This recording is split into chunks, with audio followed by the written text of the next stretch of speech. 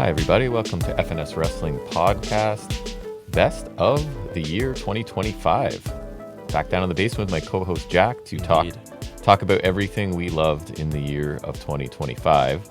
This will not be quick, so buckle in or get ready to watch it and listen in multiple chunks. It will also not be for main roster fans. Yeah, so we're going to get right into it. We'll save our banter for our weekly show that's coming out in a couple days. Happy New Year to everybody. It is New Year's Day when we're recording this. Perfect time to do this. In case there are new people checking this out, hopefully there are, we thought we would talk about sort of like the perspective we're coming from, right? To do these awards. So I'll ask the question, you answer. When it comes to, or fill in the blanks, I guess. When it comes to AEW, we consume pretty much everything. So, like, maybe not much Collision, but we're still on. We keep tabs on everything. We'll say every second of every Dynamite. Yes. Every second of every pay-per-view. And like Collision. And I say every second because I'll be honest, when we get to things, we skip through. Like, so we watch every second of these things. Yeah. And some Collision. Some Collision when it's definitely when it's C2, and then otherwise it kind of depends on what's on Collision. Right. When it comes to NXT, I watch everything. You watch very little. Pretty much nothing. Like, I even stopped watching the PLEs that once Fraxium were gone. Yeah. I kind of. So I watch every weekly show, maybe play things at 1.5 speed sometimes, not matches, and watch all the PLEs. Okay. Yeah. So I've got a pretty good picture of NXT. When it comes to WWE main roster, you're at 0, consume it. Pretty much 0. Cause like I watched every PLE from Rumble to Mania, which is 3. Yes. I've watched a few Raw matches here and there, depending on what I hear. Like I know I watched like Gunther Javon. I watched McDonough Dragunov from SmackDown. I want to watch Dragunov Mello when Mello won the title because I heard that was pretty good. Yeah. But like I cherry pick and I watched Styles Cena, but I watched like very sparingly. Right. Now. They lost me this year. But you keep up social media as a person of your age does. Yeah, I keep up with them. I just don't watch them because they lost me this year. Right. So I, for most of the year, I don't know when I stopped, watched Raw. Everything. Oh, I watched SummerSlam too. I know we watched SummerSlam. Yeah, we did. Sorry, I shouldn't say Raw. I watch everything. That's not true. I watched. You two-time it a lot, I think. I did double speed it a lot, and we would watch PLEs some. I think this is the most we skipped this year, though. But skip all recaps and things like that. But like, because at least to my memory, I know we watched Rumble, SummerSlam, Chamber, Mania. Right. And then you watched Survivor Series. I still haven't. I probably should. Maybe I'll watch War Games soon because I know it's pretty terrible. I did not enjoy it, and we need our worst stuff will be coming out at some point. And then, other than the Styles Cena was Crown Jewel. I didn't watch WrestlePalooza. I heard that was pretty bad. Mm-hmm. That was the one that went up against the show we were at. Mm-hmm. So naturally, and then we were there live for AEW at least once. Yeah. I think we also went to MLP. That was this year, right? And no New Japan. Yeah, we went to MLP. Very little New Japan. It'll be in worst stuff for me. For sure. I think that might have been the only, I think we watched some of Wrestle Kingdom and then think that was maybe it. Yeah. Because I don't even think because I remember last year checking a bit the G1 because Takeshita was killing it. And I heard he was killing it this year, but I just, for some reason, didn't bother to find it. No, me either.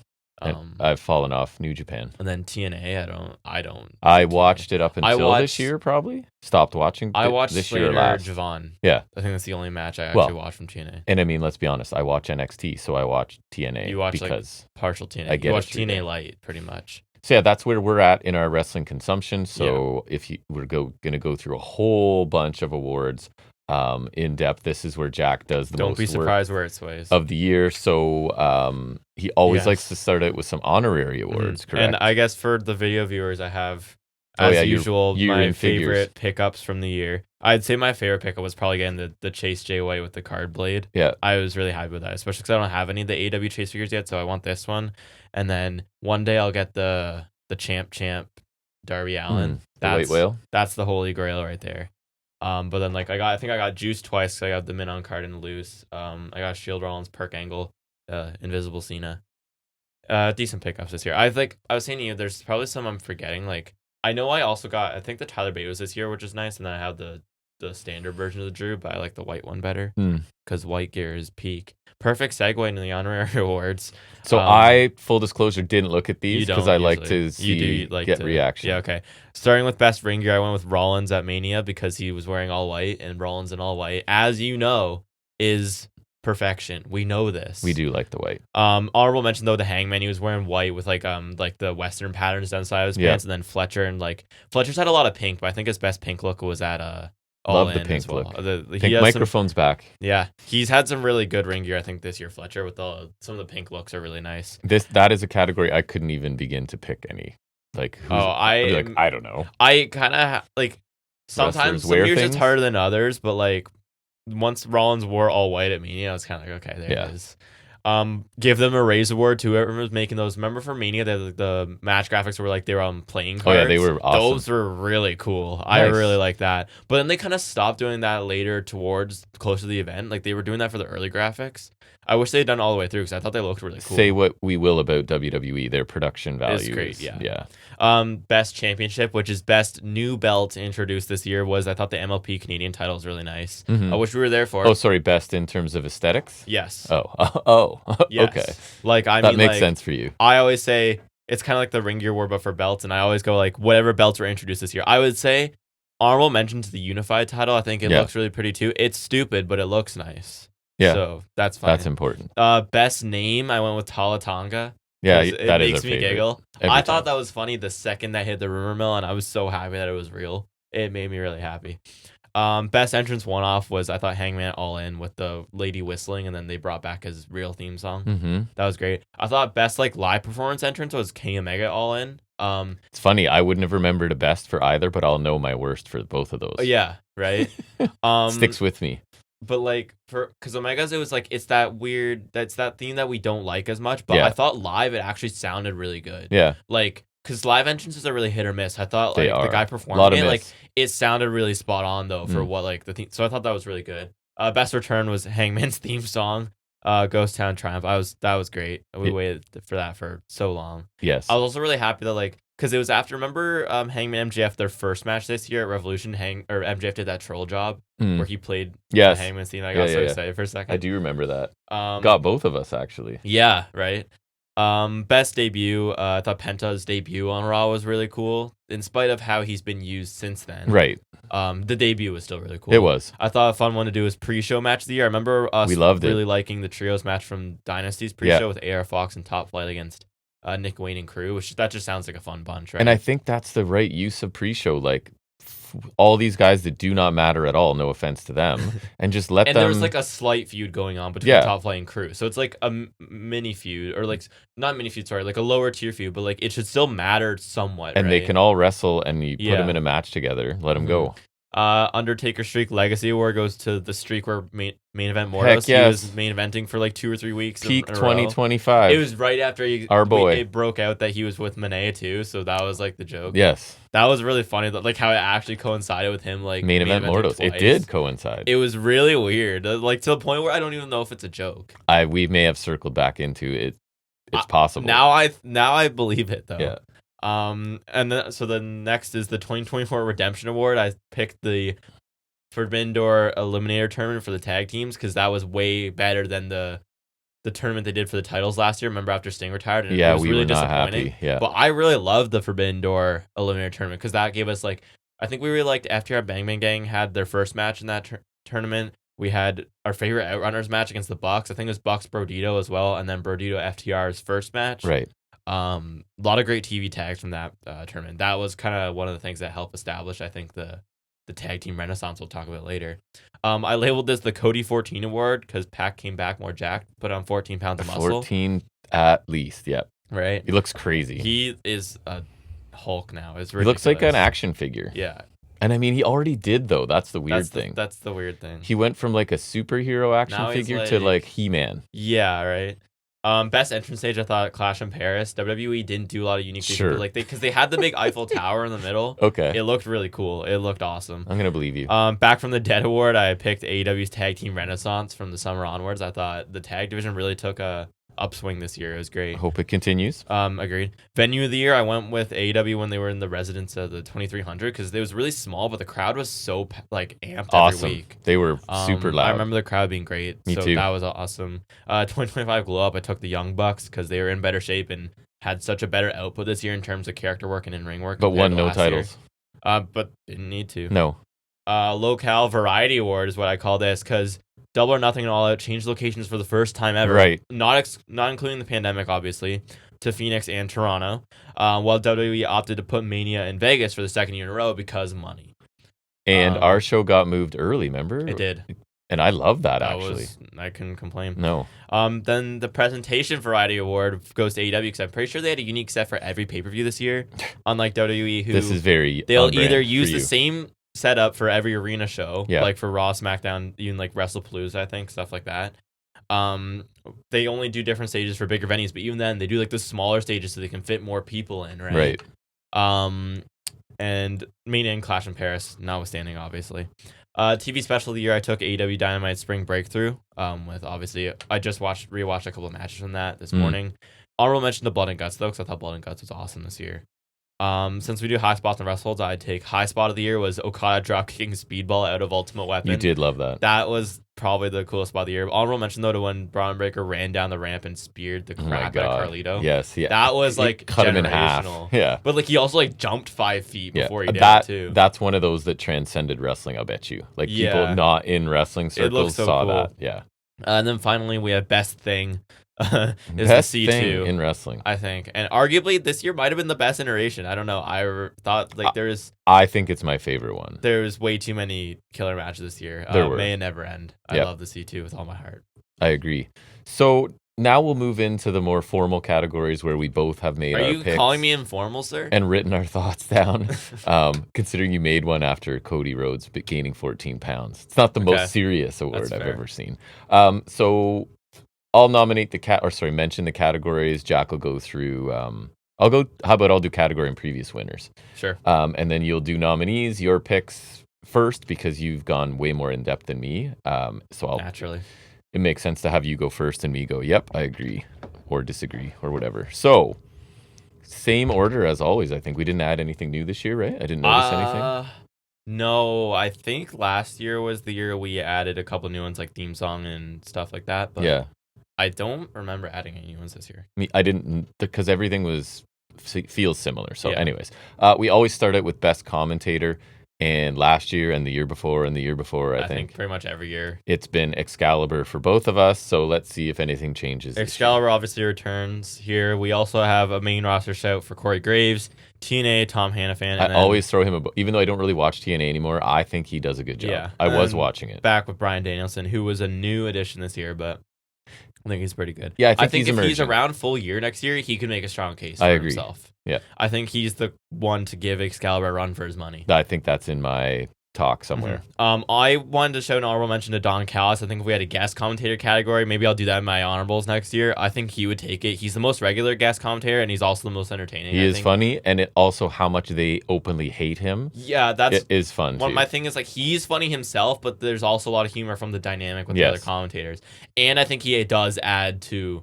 the commentary when he's on there. That's the thing, like because it's like when Tony Storm's doing guest commentary, I think it's really like it detracts, and it's just I don't Yeah. like it. It's distracting, but I think Callis is always adding something, right? And I think he provides a lot of value for a guest commentator. Mm-hmm.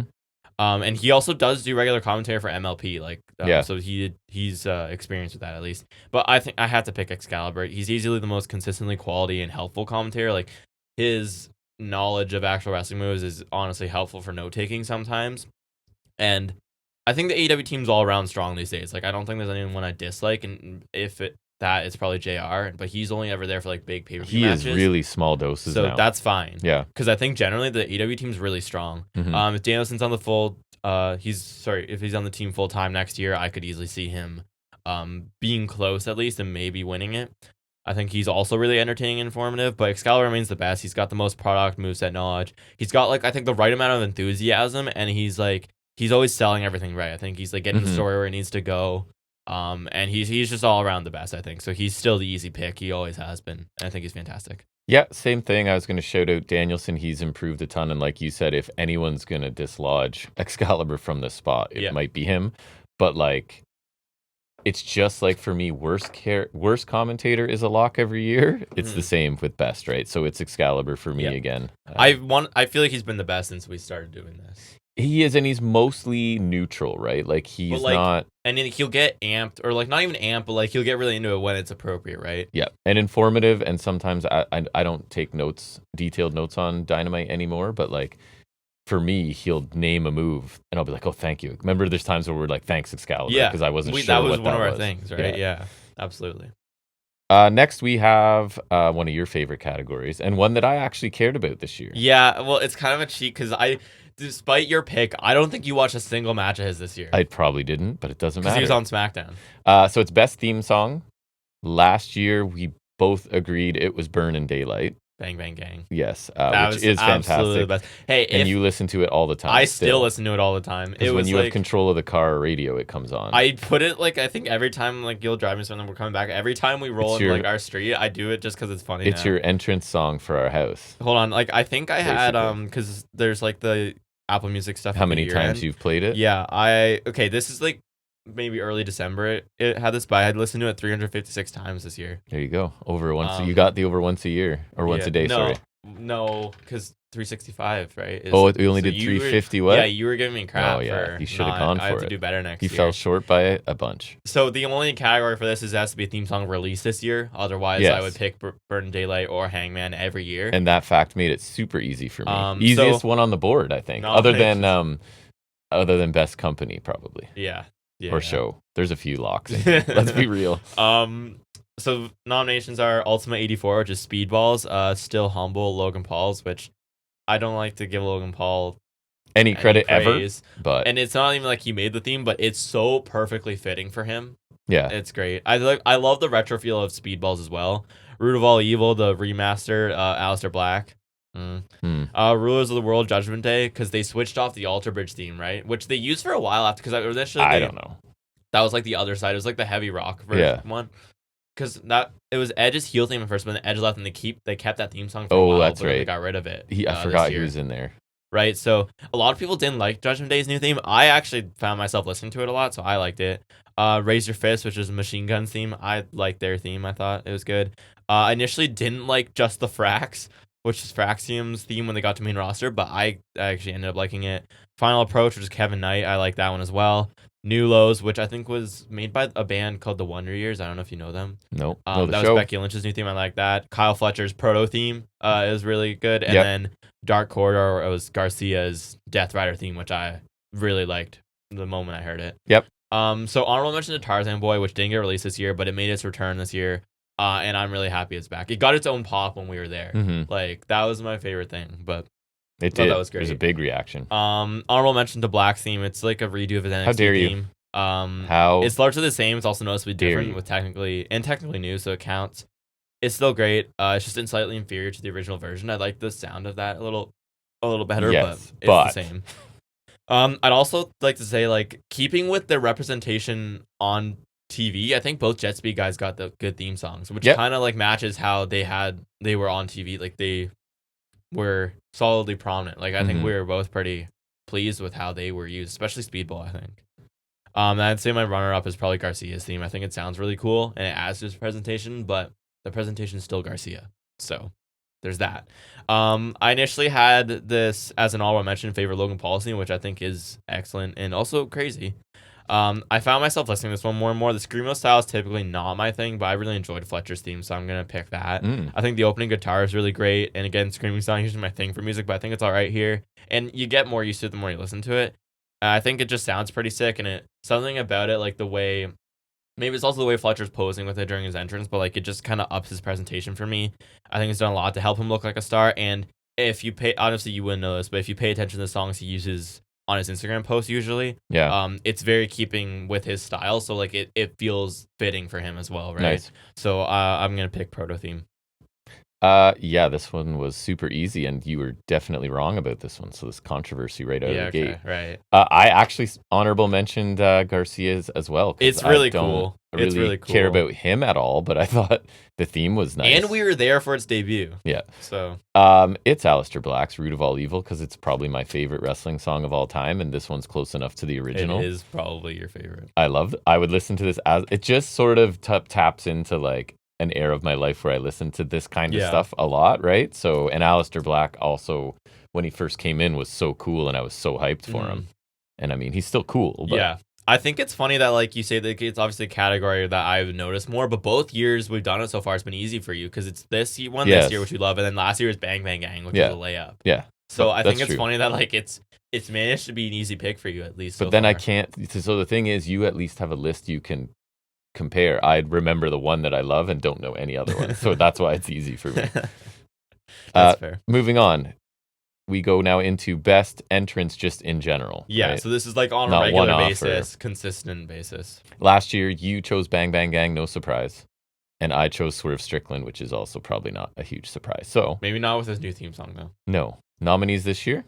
Bang Bang Gang make their return, although less prominently.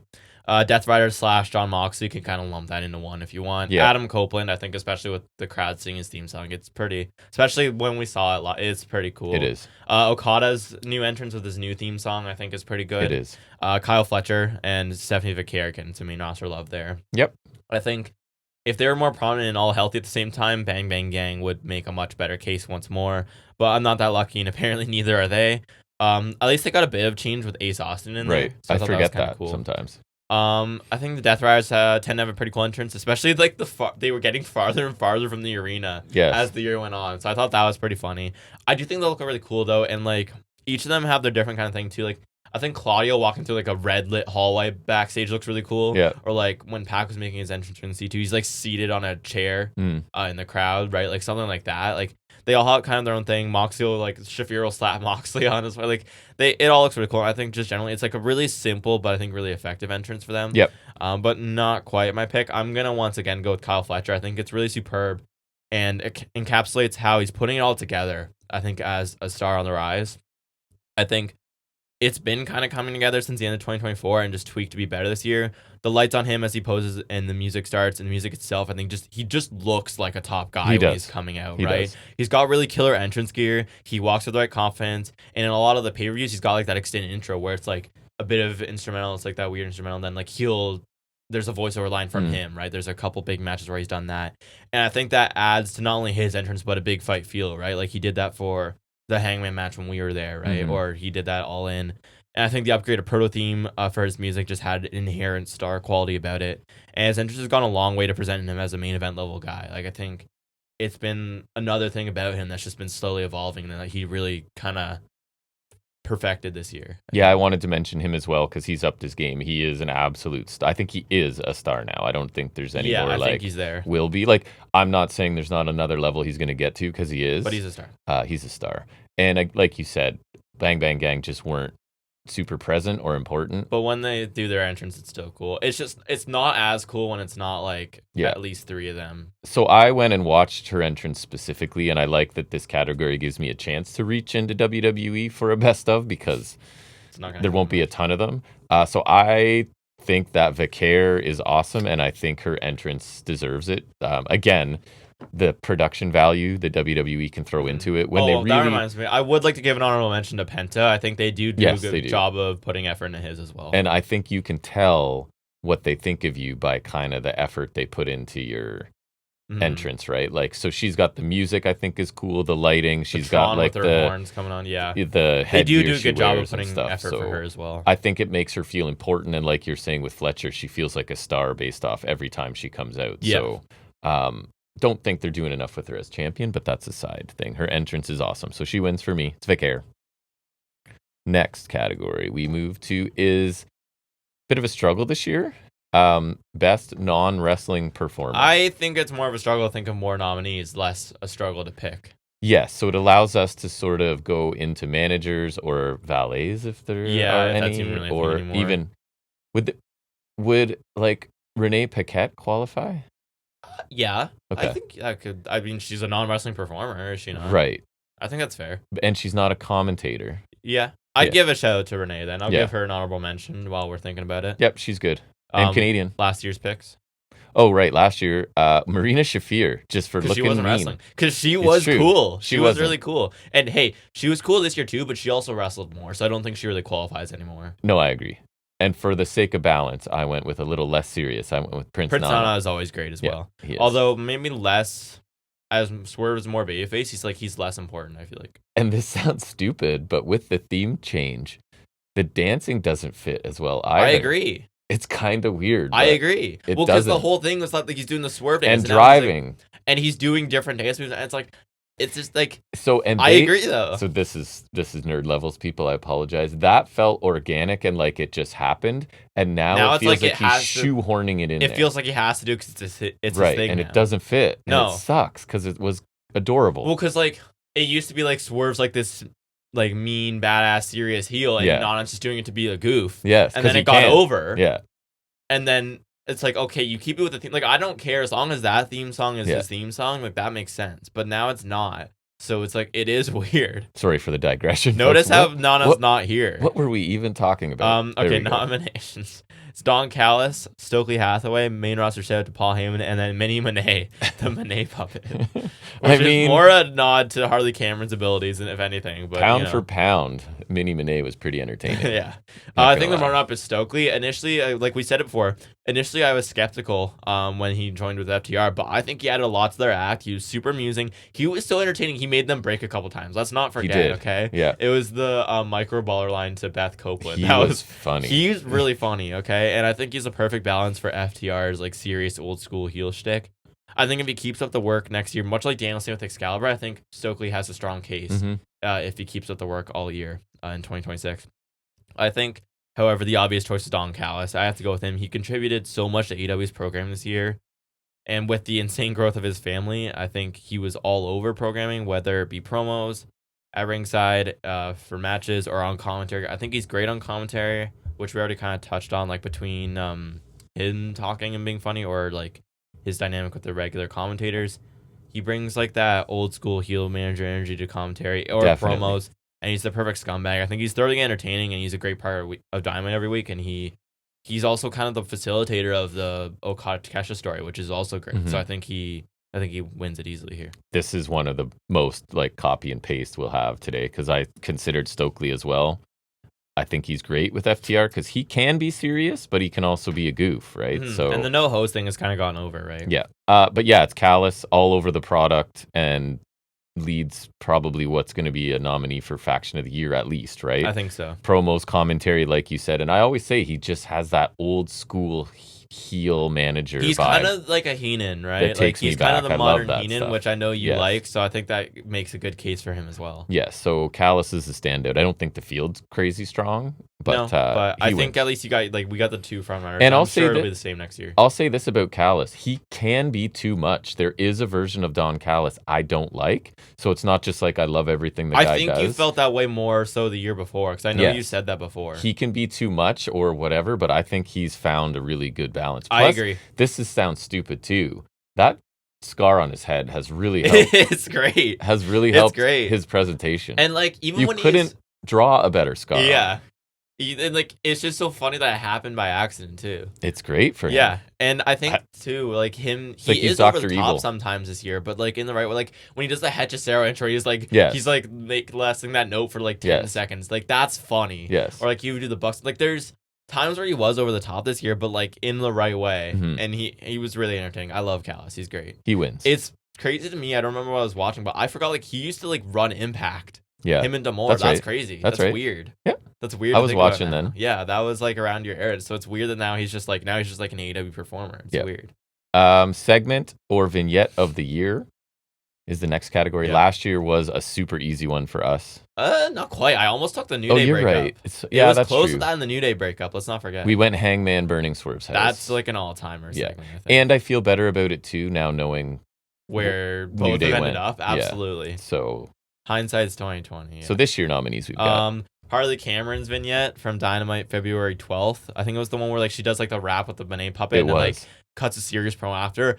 like literally jaw dropping. I was like, And this was actually slack jawed about it. where we were sorta on the fence about her. I definitely was. I think And you were a little more positive than I was. We were like blown away. Because like this just came on and I was just like, I was in awe of it. Like Yeah. I was genuinely taken aback by how sick it was. We both then were like in the camp of she is a wickedly talented performer. She just has to keep learning she's getting wrestling. there. Yeah, She's getting there. to be fair. I think like I don't know if I would go most improved, but she's like improving really well, and I could see her getting some love next year as well. Then we get the Hangman MJF face to face from Dynamite February 19th.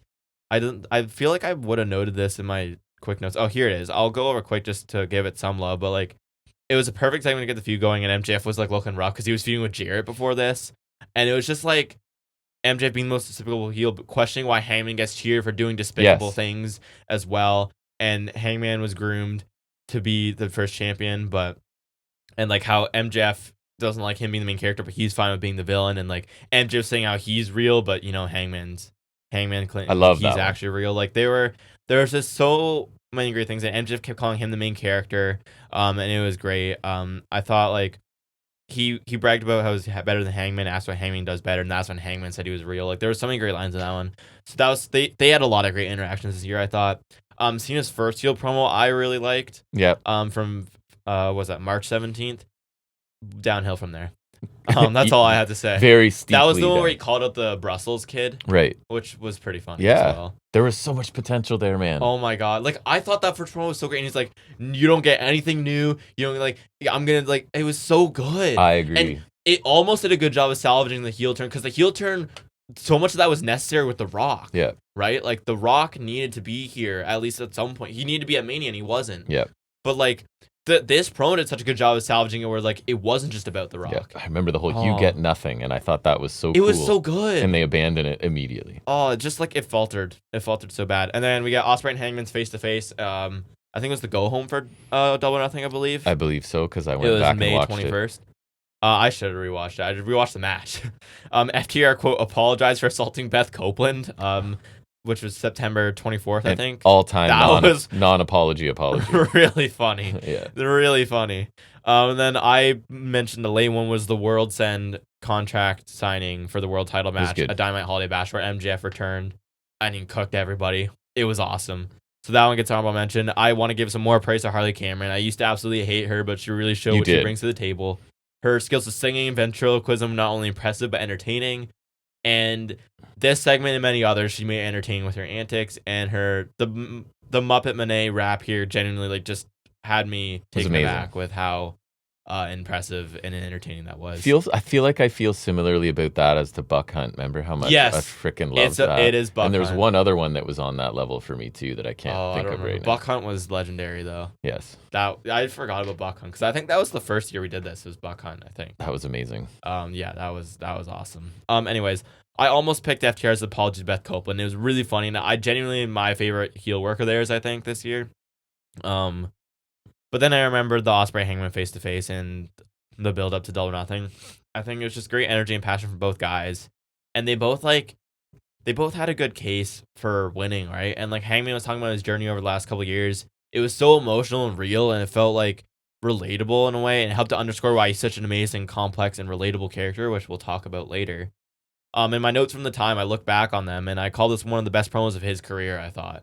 I thought it was really great. And then I thought Ospreay held his own as well. He put himself over, not in like a cocky way, but just like in a babyface way, as like the company guy who's been putting in the work, and he's capable of liberating the AEW World title from Moxley. And I also love the Ospreay being the babyface that he is, adding at the end like, hey, if you win, I'll support you against the Death Riders, and you should do the same if I win. Like, kind of like saying, win or lose, a united front, right? Which ended up happening. And I really like that. I think they did the best possible job they could have done in building a face versus face match, which was really difficult to do. It is. And this segment went a long way into presenting a believable case for either guy to where, like, it was so difficult to tell who would win. Like, heading into the match, like, it was the story of, like, I thought Ospreay was going to win the title inevitably, but then it, like, kind of became clear, like, Hangman's turning face and he was going to get his redemption. So it was, like, pitting those against each other, and then this segment really put it over the top as like who's gonna win, right? Yes. Like heading into that match, I think that match was one of the prime examples of not being able to pick a clear winner. And you can book a face-face match that people care about. Yeah. Oh, I was so invested in this. Absolutely. I think my honorable mention, now that you described it, because I remembered that Hangman MJF, how much I loved MJF, sort of like the nuance and the depth of like You can tell he wants the fans his adoration, kind of right? tragic flaw is that he wants to be adored, but he can't accomplish it, right? Mm-hmm. At least in storyline. But anyways, I went back to my notes as well, and I described the winning segment as, quote, a masterclass in building a match between two baby faces. And I did go and watch it again, and it was Ospreay Hangman face to face on Dynamite in, what was that, May, right? Yeah. Captivating. And I'm the first one to complain about being segments too long in this room for sure. Yeah. And this was like 16 minutes or something, and I totally fine. I loved it. It was so interesting from top to bottom. Yep, Yeah. that is my segment of the year as well. Absolutely. Moving on, we are going to an individual award here, performance-based, I guess, in all fields. Most underrated of the year. Last year, you went with Samoa Joe, and I went with Main Event Mordos before. Main Event Mordos, he was a main eventer. So yeah, who do we have this year? This year we got my boy Blake Christian, who made sporadic appearances on Dynamite, and hey, his moveset captivated me, dude. I don't care. You are a big fan of his. I love Blake Christian. He's awesome. What's his nickname? Vanilla Baby. Vanilla Baby. He's awesome. Makes me laugh every time. He's great. I love Vanilla Baby. Leo Rush, another guy who like appeared here and there, but he's really great, I think, in ring. AR Fox is like a perennial one here. I think he's fantastic and doesn't get enough love. He does. Kind of similar to, I think, your pick. He's got some crazy stuff and he doesn't get enough love. But maybe more so just because he's not always there. Roosh is great. Beast Mordos returns. We got both guys from Undisputed Era, Kyle O'Reilly and Roddy Strong, and then Javon Evans. Yeah. Honorable mention to the Bucks here, I thought, just because like obviously they're renowned as like one of the best, but I think this year they had a under the radar great year. Didn't touch the belts, but were in major stories and came back with what felt like a rejuvenated drive in the ring. I'm sure I'll mention them again later on. Another honorable mention to Roddy. I think he's still fantastic as ever, and I don't know how old he is, but he still doesn't disappoint. He's great. A near winless run in C2 still yielded a notable win against Claudio. Still performances in every match he's in, like the Casino Gauntlets and Blood and Guts and stuff like that, right?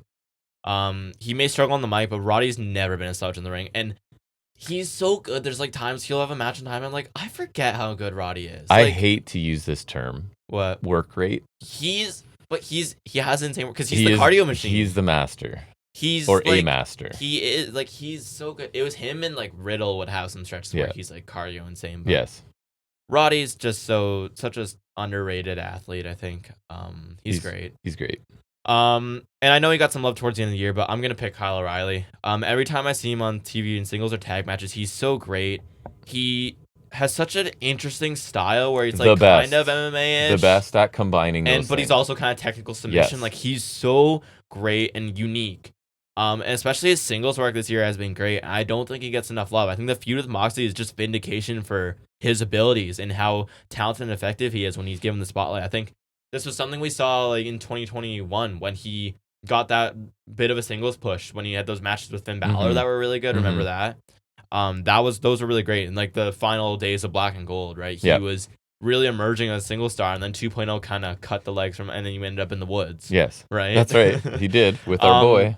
But both of his TV matches against Mox were really good and like just kind of came in of nowhere, but they were great. And with like these DQ count out finishes, but like not in a way that was annoying. His performance in Win in Blood and Guts was super entertaining, and like those TV matches felt like they built to it. Like I was like, oh crap, they've been building to this. Like it was really great. I thought a clean win over Moxley in that no holds bar match was a really great match and a cathartic win. Like it was. That was such a because like we talked about it too. It was back to back with the no DQ match with Fletcher and Briscoe, right? But like it was such a different kind of no holds barred match, right? Because it was like less weapons, more like just kind of barbaric holds. And stuff, right? Gouge like, their faces and whatnot. Yeah. So that was great. And this doesn't even mention like the tag and trios matches he was involved with. He had a couple of killer TV matches against the opposite Kyle, and Fletcher. And I hope he heals from his injury soon because I really want them to capitalize on his success against Mox. But I think O'Reilly's great, and I'm glad he got some love this year because he's fantastic. He is, and he deserves more love. He's great. He's a good Canadian boy. He was in my like mentioned him, his wins, and as well Roddy, just like his performances, and he got a big win against Claudio, right? So that was good for him. My choice is a little different because a lot of these guys I do like your choice. underrepresented, whereas this guy's on TV a lot. But I think part of it, and my choice is Javon Evans. For me, I feel like maybe I'm just looking at it different because like I've been watching him a lot, I and I also like listen to your right like talk about and him, right? I think I overestimate, and maybe you do as well, how many people actually watch or I aware think of so, NXT. right? Maybe And then- maybe that's why I don't pick him. And then I also think a lot of the people who are aware of Javon Evans are aware through highlights and clips and stuff. Yeah, I'm not aware of his full scope. Like they don't get a full scope of him. And that's where I'm coming from, is that I feel like he's underrated in terms of, and I was guilty of this at first too, he's more of a complete package than I thought, right? Like I think his character work and his mic work are really good and unique. Him and like Obafemi are two guys coming up, although I mean Javon was around on the indies and whatnot, but he's only like 21 or whatever. So they both have like an effective and kind of unique speaking style, right? Like Oba has like that cadence and just like the weight and pace, the way he speaks. So yeah, and again, chatting with my buddy Everett, who's the only other guy I talked to about wrestling, like he only saw him through the main roster lens, and he like texts me, "Holy crap!" And that was what, the 6-minute match they got at with Tyler Bate.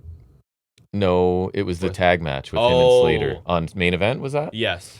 Yeah, so he basically saw them for 6 minutes and was texting me about how awesome Javon Evans looks, right? So I think, and he's a wrestling fan and watches main roster. He didn't know Javon Evans. That's fair, honestly. So that's the angle I'm coming from. So it is Javon Evans. Just like he is ready for main roster. I don't want him to go selfishly because I watch NXT and I enjoy him. I agree. And I don't think they'll handle him correctly. No, I think it's hard not to get lost in the shuffle a bit. Like we were talking about how the women's wrestler of the year last year was Perez, but now she's like whatever, like upper mid card, mid card. She's not doing terrible. It's no, just like she's not a star right now. Yeah. All right, next category is our most improved star of the year. Last year, I think you were pretty. I like both our picks there. You went with Kyle Fletcher, and I went with Braun Breaker. Yeah, those are good picks. Nominees for this year. Ricochet. We do have Harley Cameron here, so good for her. Yep. Bandito. And Obafemi. Yep. Realistically, I don't know how I can't pick Ricochet. He's gone from a terrible promo and like bland to no character with crazy in-ring work, albeit, to a really interesting and entertaining heel as babyface in WWE and even in AEW. Super awkward, bland on the mic, lacked any flow or character, and I was really worried about like how he would fare in AEW. Me too. And like he would probably get lost in the shuffle, maybe have some good TV matches here and there. But then towards the end of 2024, during the C2, we saw a slow shifting character that began to make him more interesting and really began to take form after he was humiliated by Swerve at World's End in 2024. Then he became like this geeky chicken shit heel who was so uncool and fragile while pretending to be the opposite. And it was just so great. And the crowd lashed onto it immediately. Yep. And the ball insults were perfectly to send him off because he's like this oversensitive heel.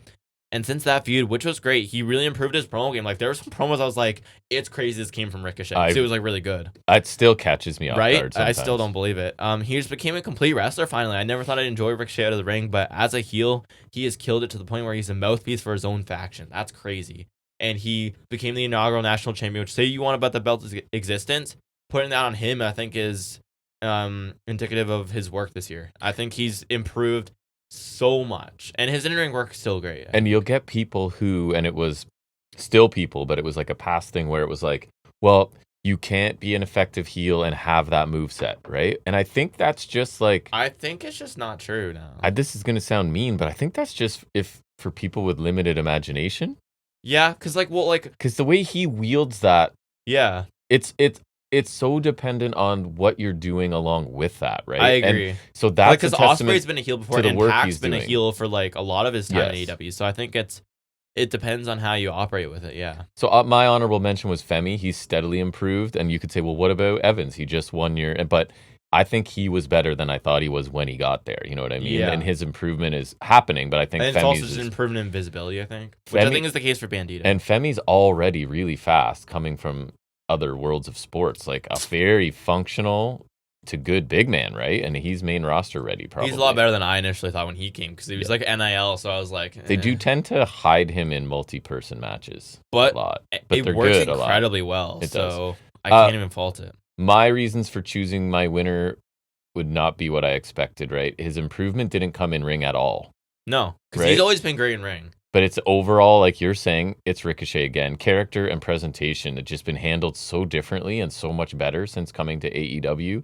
He's gone from a guy, like you said, I wasn't sure could ever successfully be a heel to one of my all-time, Even just talk on the mic. to one of my current favorite heels in the Yeah. business right now. From a guy who can't cut a successful babyface promo to a guy that's incredibly believable in the role he's in Yeah. right now, right? And he has heaters now, and I think that's helping GOA as well, right? I agree. So yeah, it's Ricochet, most improved. Breakout Star of the Year. Last year, you went with Mariah May, fair, and I went with Kyle Fletcher. With Mariah May, that just makes me sad now. So this is somebody that's obviously really ascended throughout the year, in our opinion. Yeah, and it's not necessarily like an improvement in their abilities, but just like more so improvements. Maybe this is more fitting for Bandito, but it's like improvement of standing and like card level and like just like accomplishments, I guess. They are the wrestler they are. It's not they just got for whatever reason more attention, more focus, that kind of thing. Yeah. So nominees are Mark Briscoe. I think is a really good pick for this year. Just because like I think that's another person who's like a way more complete wrestler than I gave him credit for when because he started doing single stuff a bit when his brother died. And he was here a bunch, like, he was in the first C2, and I was like, oh, he had a lot of good matches. He's really good. And in the second C2, it's like, oh, he has a lot of matches, really good.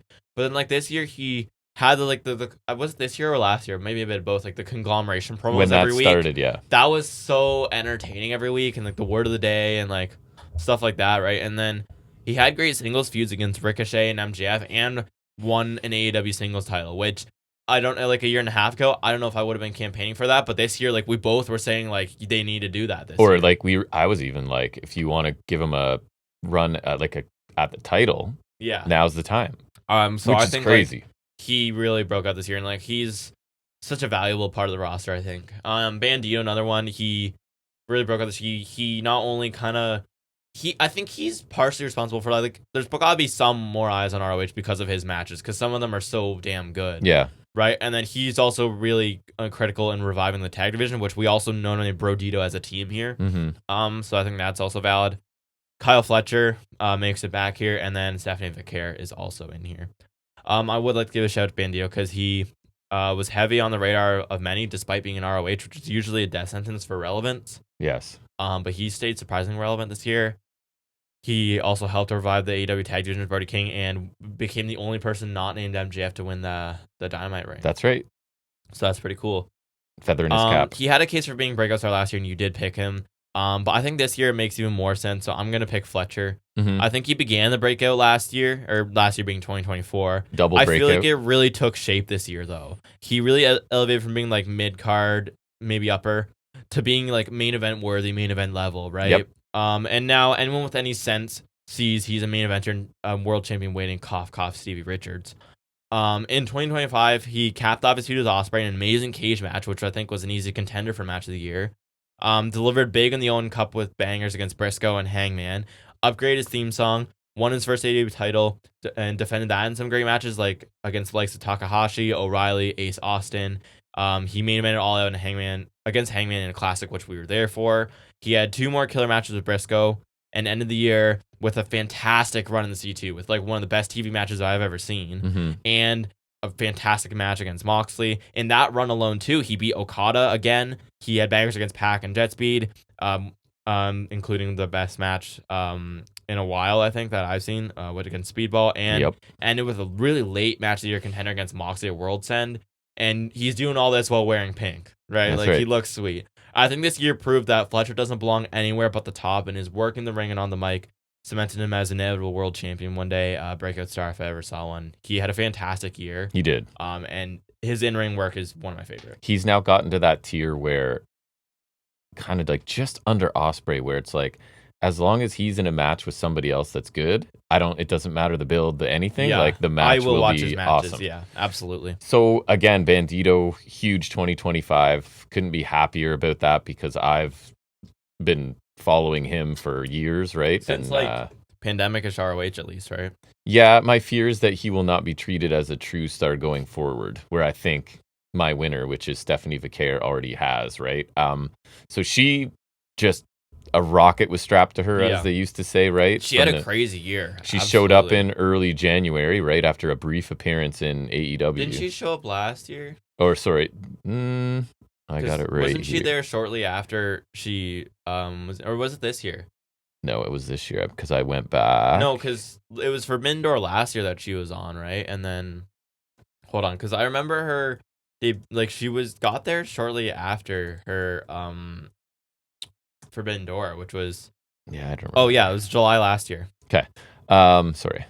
So, but like North American title, NXT Women's title, main roster WWE again has an amazing presentation. Good in the ring. I'm frustrated by her. It's good for her that she has that one signature move, the what is it, Devil's Kiss. I'm not a fan of it, but anyways, that's beside the point. It's important in WWE for her. It's great for her. So yeah, she's my choice for this. I think she's improved a ton on the mic. She just is a star, and she's won everything everywhere she's been this year, right? Yeah. So I'd say that's like went from barely visible kind of to super mega star in what 18 months or whatever. Pretty much, yeah. Yeah, that's my choice is Vicaire. Next, getting into our best feud of 2025. Last year, I think, was a slam dunk for this. It was, yeah. Hangman Swerve. It's like going to be an all-timer probably at some point. I think any year that they do feud, yeah, it's in contention. Absolutely. So that was our choice last year. What are our nominees this year? This year we got Ospreay Fletcher, which I think if I could encapsulate the whole feud somehow, I would. I think it would be a much stronger case, but a lot of it was the end of 2024, so it kind of takes a hit this year, I think. Right. Ricochet Swerve was really strong, which we kind of mentioned, and the most improved. Hangman Ospreay, which was a short feud, but like for a babyface, it was really great for a short one. Hangman Moxley, also really strong. The most prominent of the year, I think. MJF Mark Briscoe, probably the second most prominent this year, I think. Yep. Really good. And then Kyle Fletcher and Mark Briscoe, I thought was really strong as well. I literally wrote it here. Yeah, if I could include the end of 2024, Ospreay and Fletcher would have a much stronger case. And then, yeah, the babyface feud, fantastic. The Death Riders may not have been perfect, especially earlier this year, the Copeland feud. It was rough. But they really pulled their act together when it mattered most. And I thought once the Hangman Mox feud got started, they got much better, and this feud was all the better for it. I thought Mox did an amazing job of trying to psych Hangman out and get in his head, knowing how vulnerable and doubtful Hangman can be. Like, he was really prying at his psyche there, right? And like trying to psych him out, and like also maybe out of fear because he didn't want to fight Hangman in Texas Death again since he lost. And Hangman, being the valiant babyface, hell-bent on freeing that title and finding redemption. I thought the promos from Hangman during this feud did such a great job of cementing him as the babyface of AEW, and the Mox and the gang were excellent. His dash with the heels, like putting him down at all costs, right? Yep. I thought they got even more brutal and appropriately so. This climax perfectly at All In with the Texas Death match, which was a perfect crescendo to this. Everyone running in while Mox and Hangman threw everything at each other, and then the finish was cathartic and amazing. And they even followed this up with a really strong, like, standard match on TV weeks later, which I thought went underappreciated. I thought these two always work well together. I thought they had a really good feud. I think it was 2023, where remember they were feuding off of that accidental concussion in 2022. Remember Mox clotheslined him and he got concussed? Yes. So then they feud off that. Remember, it turned into the Elite versus Blackpool Combat Club, and that was really great. Yep. I think anytime these guys feud, it's really great, and they really nail it this year when it mattered most. Yep. I had MJF and Briscoe as a sort of just honorable mention, I guess. They had some really good matches and moments along the way. And I, too, had more issues with the Death Riders than you for much of this year. I thought Hangman's chase for Moxley's belt was probably my favorite. And it's that part of that Hangman redemption arc that will come up in a little bit here, right? Getting the title away from Moxley. And I thought it was mostly off the strength of Hangman, this feud, but Moxley played a role as well. Moxley had really good promos in this one. He did. It felt important for reasons beyond just the title, and that's kind of the sign of a great feud, I think. So that won my feud of the year this year. Moving into kind of similar, for me at least, it'll be best storyline this year. So last year, we went with the formation of the Death Riders early run. The for you. And I went Fraxium is fine. Like the will they or won't they. I really enjoyed that. That one kind of like also, I guess, didn't like, not that they aged badly, but it's just like now they're just a main roster. Yeah, it's just like canceled and now you're friends. Just delete the rest of that. Yeah. But it was really fun. It was. Nominations, there's El Grande Americano when it was, quote, not Gable. That was fun. Follow the Death Riders, which is still kind of in progress, but still has been some really interesting stuff. Yep. And it continues to be interesting, I think. Making fun of the Broke Bucks, which was probably one of the most entertaining things of the year for me. Broke Bucks was fun. That was really funny. Takeshi Okada, which is still also unfinished, but Yes. still great. And Hangman's redemption arc. I really wish Gable hadn't gotten hurt because I thought the Americano thing was so entertaining when it was the whole "it's not me" thing, and now it's just Kaiser, Dunn, and Bate cosplaying luchadors for no reason, and I really couldn't care less. Like I think It was good wrestling comedy. Yeah. Which is hard to right, do. and now it's just like Kaiser and British Strong Style doing luchadors for no reason. Now it's like, why is Kaiser doing it's It not like- even had a chance when Kaiser first replaced him. right, too. and but now it's just like Kaiser's not even around. He's just doing this, and Yes. so now it's just like, who cares? I know. It It's doesn't too matter. bad. And now you're wasting Bate and Dunn, especially Dunn. Like, I would rather him do nothing as himself than be stuck doing this. I feel like they had it written as like a short-term thing, and it caught on, and then it was like, oh, we But need then to Gable got injured. Like, and if then it Gable didn't get just- injured, it yeah. could have been really funny. But It like, was it's fun. just now it's like I don't know. It's just kind of a waste of time. It feels like It so does. It's another example of them dropping the ball. I think because, like you said, like they could have had when they were pretending like it was the same guy when it was Kaiser, right? That was funny too. That was funny. But now it's like that. Even though he's a foot taller. Right, that aspect of it is just like dropped now. Yes. So now it's like, again, I ask you, what's the point? I know. I think I have to double up and pick Hangman's Redemption here. I think AEW's just at their best when he's the focal point, and this year was no exception. His journey from doubtful star and waiting in like 2019, 2020 to confident main eventer in like 2021, then a reunion with his friends in like 2023, then descending into madness in 2024, and then kind of coming back up this year, slowly turning back to the light due to the influence of Christopher Daniels, which I remember them feeling we were kind of like, but then like he retired Daniels, and you see that start to like affect him Yeah. mentally. Yeah. And I was like, okay, I Yeah. see what they're doing now, Yeah. which I thought was a great way to use Daniels. Yeah, it was. And also retire I him. flipped on that too. Like from that being was such a great way to Yes. utilize him as he's on his way out. Like that was a really smart choice. And then he kind of came back as this valiant babyface. I think he's always meant to be. Not that his heel work was bad. I thought his heel work was great. I just think this is the character he's meant to be. The strength of the story this year has a lot to do with the strength of Hangman's Fall into Darkness, but he's such a complex character that the turn back to the face this year felt natural and earned. Mhm. At first, I was like, because at the end of 2024, we were catching like sniffs of it, and we're like, is it too soon? But then the way they did it, it was just great. He's so good And at I think it. the first feud of him as a babyface being MJF was Yeah. a great choice as well. And even it got better because he went up against like diabolical heels like MJF and the Death Riders. Prime babyface Hangman came back this year, and it's just great. I think so. His redemption arc is easily my favorite storyline. Him from like mad heel to world champion is Yeah. great. My honorable mention was Okada Takeshita's story, that it's still kind of, as you said, it's not resolved yet. I'm just really enjoying that. It's the subtlety and whatever, the nuance of it, right? And Okada's just like Neither of them slight really emoting say is really much. great. Yeah. They're great. Yeah, their ability to tell a story with like not a lot of verbal interaction is really impressive. It allows you as the viewer to like make note of things instead of Which being is sledgehammered kind of like with. the Death Riders thing, right? Which is why Yeah. that's really interesting too. Yeah. My winner is the same as you.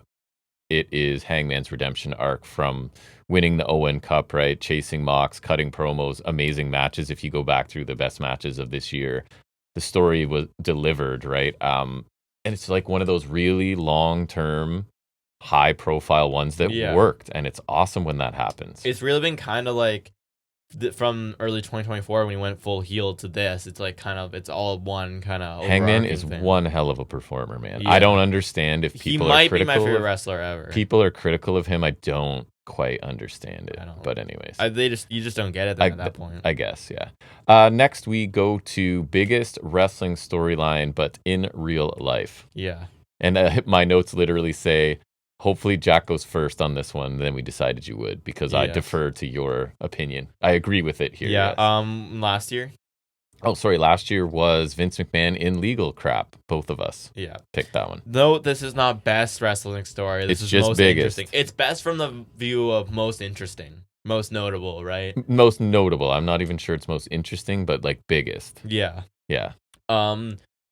Selfishly, I put AEW All Out coming to Toronto. That was huge for us. That so was huge we'll put for it us. in there. And the counter programming that made it earlier for Yeah. us was also cool. WWE PLE's moving to ESPN was a big deal, especially because a lot of people hate it. And then what did ESPN rate the one? They gave C something. WrestlePalooza was like a C or something. Yeah, C Which or might D. be generous.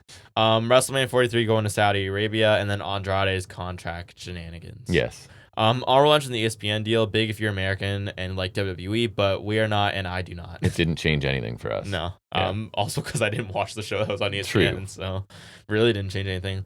The biggest story of the year had to be Mania going to Saudi. Not surprising by any means given their existing deal and lack of morals, but still crazy development when it actually happened. Even crazier because they paid $350 million to host this and the Rumble, this year's Rumble. It was widely panned. A lot of the wrestlers at the announcement looked annoyed or unhappy as well, and it's just the most appalling instance of TKO's immoral and greedy desires trumping everything else. Yeah. I also took Mania goes Saudi. It will be mentioned in the worst stuff as well. I'm sure it will. Then we move into best on the microphone. A really difficult category this year, I think. It was. Some of the things you've talked about as you went into details helped me solidify my own choice for this one, which is good because your memory is so much better. And I'm like, yeah, that's right. He did do that. Yeah. He does deserve this. Mhm. So last year you went with Will Ospreay. Yeah, I think Ospreay. I don't know if that was controversial or not in the wrestling community. I went with a WWE pick and Drew McIntyre. I do think that was a good pick. When he was just the truth-telling heel, especially against on Punk, Raw, because we don't like Punk. he was so it's even funny. Better. Now he doesn't do anything. Now he just loses to Cody every time. That guy is underused. Yeah. But anyways, I'm sure we've been down that road. This year's nominees. We got MJF returning, Ospreay's back, Hangman, Jacob Fatu. I thought especially early in the year there were some promos from Jacob Fatu I love. His promo style is awesome. Well, it feels real. It was the one. Maybe it's just him. Yeah, it was the one at Saturday's main event, the first one of the year. Yeah. Where he's walking backstage on his way to the match with Braun Strowman, and he's just so great. He also had like a promo opposite Priest when Priest came to SmackDown. Like, is he hurt currently? Yes. Okay, I was gonna say, why is he not huge right now? Yeah, Fatu is fantastic, and I think they're gonna capitalize on him next year, and they should. He's a guy that could get me to watch a bit. I agree. Him, Javon, maybe a bit of Mello. I'd probably check out Mello if he's prominent. Probably Breaker a bit, maybe. Yeah, we'll see where it goes. But yeah, Fatu's great. Mark Briscoe, I think, really just underrated mic work. Just the range, right? From silly, ridiculous to like which a I serious, also didn't give him enough credit. Kind of cerebral, like he's very good. And John Moxley, I think he delivered a lot of really great promos, especially once the Death Riders looked like they were starting to turn on him.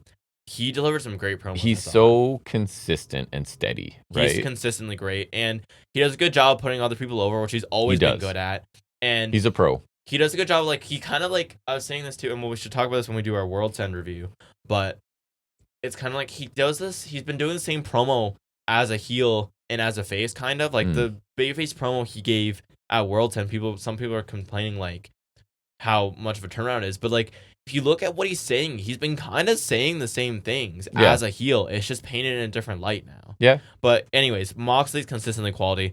Speaking of Death Riders, honorable mention to Pac. He doesn't always get to speak, with Moxley being the front man. I think since Pac came back more jacked and looking different, he's spoken more, which I think is great. I've also been watching some of like they always do post-match promos every week during the C2 for everybody. So I've been watching some of his, and he's so awesome. Great. The cadence with which he speaks, he's got such a unique like speech pattern and like word choices. He's like, his promos are oddly satisfying to watch. Like, it scratches some weird wrestling itch in my brain. Like, I love his promos. He's got don't think anybody, like, not anybody. I don't think a lot of people do, but we like saying. It's like we get him. He's for us. Yes, he's just so unique, and like it's just like. He's so great. He is. And another one that I get shadow because he was gone most of the year is Jay White. I miss him dearly because I think he got injured. He has a good style too. He's got but again, people don't like unique style too. I love his promos. I think babyface surprisingly works really well, but as a heel, obviously great as well. I think Jay White's fantastic, and I miss him a lot. He's awesome, and I would like to show Mark Briscoe more so just because like he was so entertaining with his wild energy and everything, but like a lot of times he showed surprising range with like some gripping promos and a more serious and emotional tone. I thought he really impressed me, like you were saying, with like the range he can convey, which I don't think I always. Me either. I don't think I thought about that until he started doing it. I was like, oh damn, okay. And I think him breaking out with doing these more major feuds kind of allowed that as well. I think MJF is always in the running for this spot. I don't think he's ever a bad pick either. The two things that limit me are the feud early on with Jeff Jarrett, kind of hindering his work, and then his absence after All Out. I think I'll take a different route and go with Hangman. I think he was consistently great this year from starting as a heel with angry, shouty promos then slowly shifting back to the babyface role. And I think his mic skills really prevalent in his promo against Ospreay, which we already talked about, being I think one of his best. And then the build up to his match with Mox, I think the face off with the Ospreay, and his promo in Mexico. Remember the one about like working with tobacco farmers and like just really put him over as like a man of the people and like just a relatable guy. And he's got such an intangible ability to garner support from the fans and convey this complex character through promos. And I think he really showcased it this year. I think it helped he worked against other mic connoisseurs like Ospreay, Mox, and MJF, and like even Joe and Fletcher. He worked off really well. I think year round he just put out a great body of work on the mic. And I think it's a lot harder as well to put out such strong promos as a babyface. And so I think that deserves credit here. All right, this is crazy. You just convinced me. I'm literally You're changing on the fly. Wow. I liked your argument so well. Just like that, he has the range he's played. And I always love his subtlety and nuance. And I don't know if I've seen you do that before. The face of the company, and he just has delivered all. I had MJF in that slot, right? Just because he's amazing. MJF is great. But no, I think you made a very good case. And even when you like the tobacco, I'm like, I remember that. He worked with them, was a really so he good speaks promo, some Spanish. And Yeah. So I switch into Hangman there. Yeah, Hangman's awesome. I mean, big year for Hangman for us. He just was on fire this year. What can you say? Not much is going to change the next category. Best character. So last year you had Hangman Page. Because heel Hangman, I thought it was great. And I had Drew McIntyre again. Also great. Because he was so fun last year. I love Drew McIntyre. Nominations, Hangman is back. I think Ricochet also easily deserves, I would say probably runner-up category goes to Ricochet. Fantastic work this year. Mark Briscoe, I think, is also just such a lovable guy. I would probably give, he's not here, but honorable mention Eddie Kingston, just because like he wasn't here most of the year, but he's just such a great, he's a real one, empathetic babyface. Yeah. Okada, and then Ethan Page as well. Shout out to an NXT guy. Yeah, shout out to Ricochet. Again, I think his heel turn, if he was Swerve, really helped turn his direction around, and he found a really great character. And then Okada just has a surprising amount of emotive ability for the little he does. He's amazing. He gets so much out of so little. And he's so good. He's such a great instigator. Yes. All right. And like he's just so funny. I love him. I just don't know how it's not Hangman though. I've always said he's one of the best characters in all of wrestling. I think it was even still true when he was a heel last year. But him as the top baby is undeniably the best, and it's so great. It was great in like the early 2020s when he was the anxious cowboy being backed by Dark Order, taking on the Elite who had all the belts. And it was great again this year when he fought with various babyfaces to topple the Death Riders. He's so fascinatingly complex for a pro wrestling character in how he struggles to fully believe in himself sometimes, which is relatable. Yep. And he conveys that character with such nuance that not everybody's able to. I could see him being a good actor. He's believable as a madman who lost his way because of what Swerve did. Right, and he's even more believable as the righteous champion who doesn't back down, who's gonna do the right thing, and he's like the man of the people. He's so convincing at whatever he does, and it's an easy pick here. Hangman is just top of the line. He's fantastic. Yeah, I just wanted to take a minute to praise Ethan Page. I do enjoy Ethan Page. I see bits of him, and he's really funny. He can do absolutely anything, right? And his current character on NXT is pretty great.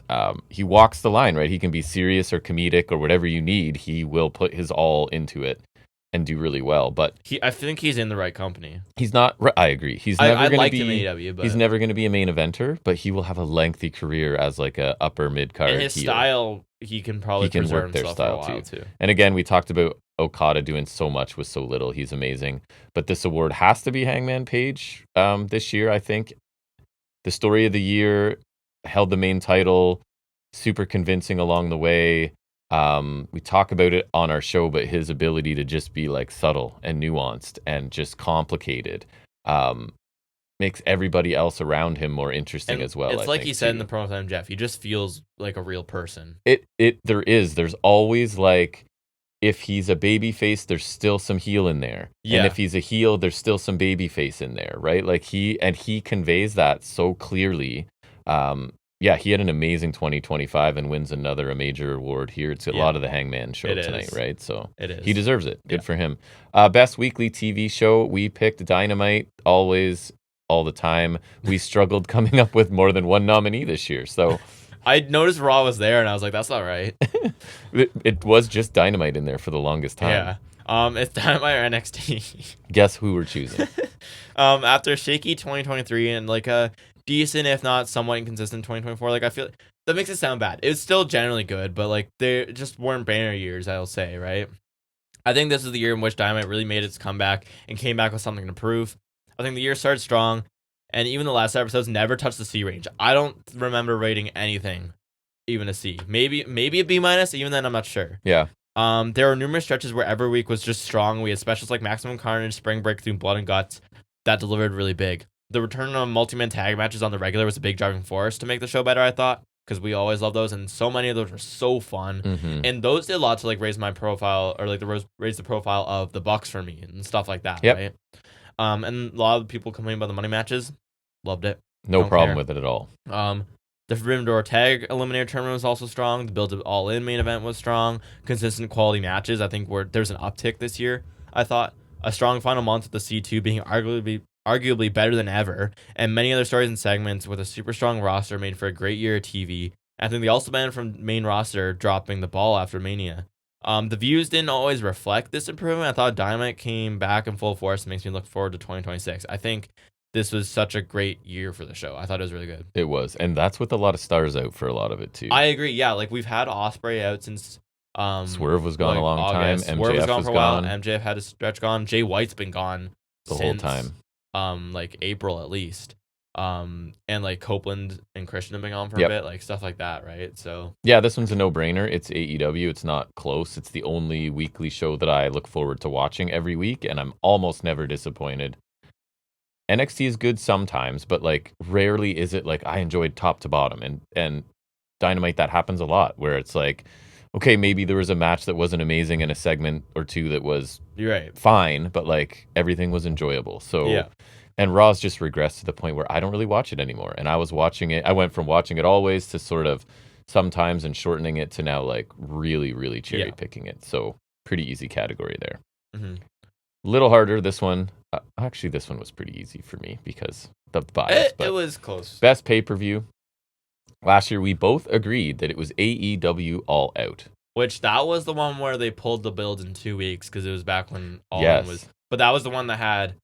It was a great card. Hold on, I want to pull it up because I remember some of the matches, but I want to pull it all up because I remember we really liked it. Just it doesn't really matter, but I do want to talk about it. There was what was it? Oh, MJF Garcia, which seems weird now, but that was pretty good. The Bucks had they were defending against Claudio and Yuta, which I remember thought was like surprisingly good. Osprey and Pac was awesome, probably match of the night. Statlander Willow, remember they had that street fight that was awesome. Okada defended the Continental title in the 4-way, which was Briscoe, Cassidy, and Takeshita. Monet Shido saw Danielson Perry. Remember we liked it quite a bit, and then Hangman Swerve, the cage match main event. right. Fantastic. Good show. So yeah, that was a great show. And so this year's nominees, where's the document? There it is. Royal Rumble, Elimination Chamber, Revolution, Double or Nothing, All In, All Out, Wrestle Dream, and Full Gear. I want to give a shout out to the Royal Rumble. Whoa. Jack compliments WWE. In Here the current creative state, a Peely that I outwardly enjoyed so much seems so long ago. We both loved it. That's when we watched it we watched it at Rec Room. Yeah. So that might have added, right? Watching it in public. Bit, but Cody versus Owens, that ladder match was really awesome. Cool. I love really that great. And the men's Rumble was still and will always be fantastic, result aside. Like, result terrible, match awesome. The result was terrible. The result for both Rumbles was terrible because it was Charlotte and Jey Uso. I just remember that night that Alexa Bliss got the biggest pop of the public there because she came back that night, right? Yes. And I remember like, whoa, people are very happy about this. Yeah. Where we were. Yeah. I was fine with it, I guess. Yeah. But yeah, that was a great PLE. Probably my favorite PLE of the year. It was fun. AEW's pay-per-view output is always insane, but this year needs to be studied. Makes it really hard to narrow down a winner, and even their worst is still great. All the topics have their merits, which I will quickly run down because I do what I do. Yeah. Revolution had that insane 3-match parlay of Omega, Takeshita, May, Storm, Fletcher, Osprey. This was my silver medalist in this. I agree. Category. Double or Nothing had Anarchy in the Arena, Speedball, Okada, and Hangman Osprey. Mm-hmm. Crazy as well. All In had Storm, Monet, Buck Swerve, and Osprey. Buck Swerve and Osprey is what it was. And then the Mox, Hangman, Texas Death. All Out had MJF, Briscoe, Tables, and Tax. Okada, Takeshita, Dorada, and Hangman Fletcher. Wrestle Dream had 2 killer tag matches in, what was it, Jurassic Express versus Bucks. Brodito versus Okada and Takeshita, and then the Mox RBI Quay was also there. Full Gear had another great tag match. It was Brodito FTR. They had the Briscoe Fletcher no DQ, the Mox Kyle O'Reilly no holds barred, and a shock title change at the end. And then World's End even came in late with all the CTU finals delivering, I thought, Yeah. and the Sweet 4-Way main event. So, like, really, there's not a bad pick out of any of those. It's really difficult. Well, I said it. I asked you, the worst AEW pay-per-view is better than the best WWE PLE. I would say so, yeah. I think that's a true statement. I think so. Okay, sorry. Other than maybe barring the Rumble, because the Rumble is kind of a special thing, but like... Okay, it might have been better than like the worst. Yeah, but like... Still. Might have been better than the Rumble consistently. I don't know. Yeah. But every show AEW put out had at least one or two crazy matches. And I didn't even mention every match, every show, every match. If I had to narrow it down, I think I'd go either Revolution, Full Gear, or All Out. I think Revolution gets held back by the Mox Copeland main event, which was not great. It was not. And Full Gear's main event was too short, although was that shocking title change. Selfishly, I think I have to pick All Out. I think being there live is some bias on my part. But looking at the show, I don't think it's an unreasonable pick. I think Copeland and Krishna versus FTR was a whole lot of fun between singing Copeland's theme song, everyone going bananas for a senior tribute, which usually I would not like, but just everyone losing their minds here. Like, I was so happy in that moment. I also was having fun having to explain it to like... It's fun your mom's there going like, why is everyone going nuts? And having to like...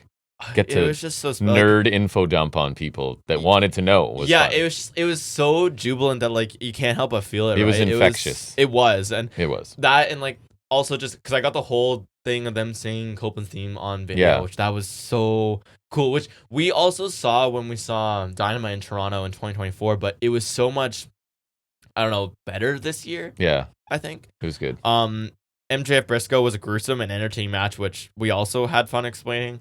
The unified title triple threat was bananas. Mox Darby Coffin match was killer. Crazy tag ladder match and the main event with Hangman and Fletcher was sick, and also proved Fletcher belongs at that level. This got combined with other notable moments like Eddie Kingston's return match, a shock title win for Saturn, which I was really happy about, and then Perry's return and subsequent reunion at Jurassic Express. The show felt just notable all around. Watching this up in the box with people who don't usually watch this also made this a show and just a day that reinforced my love of pro wrestling.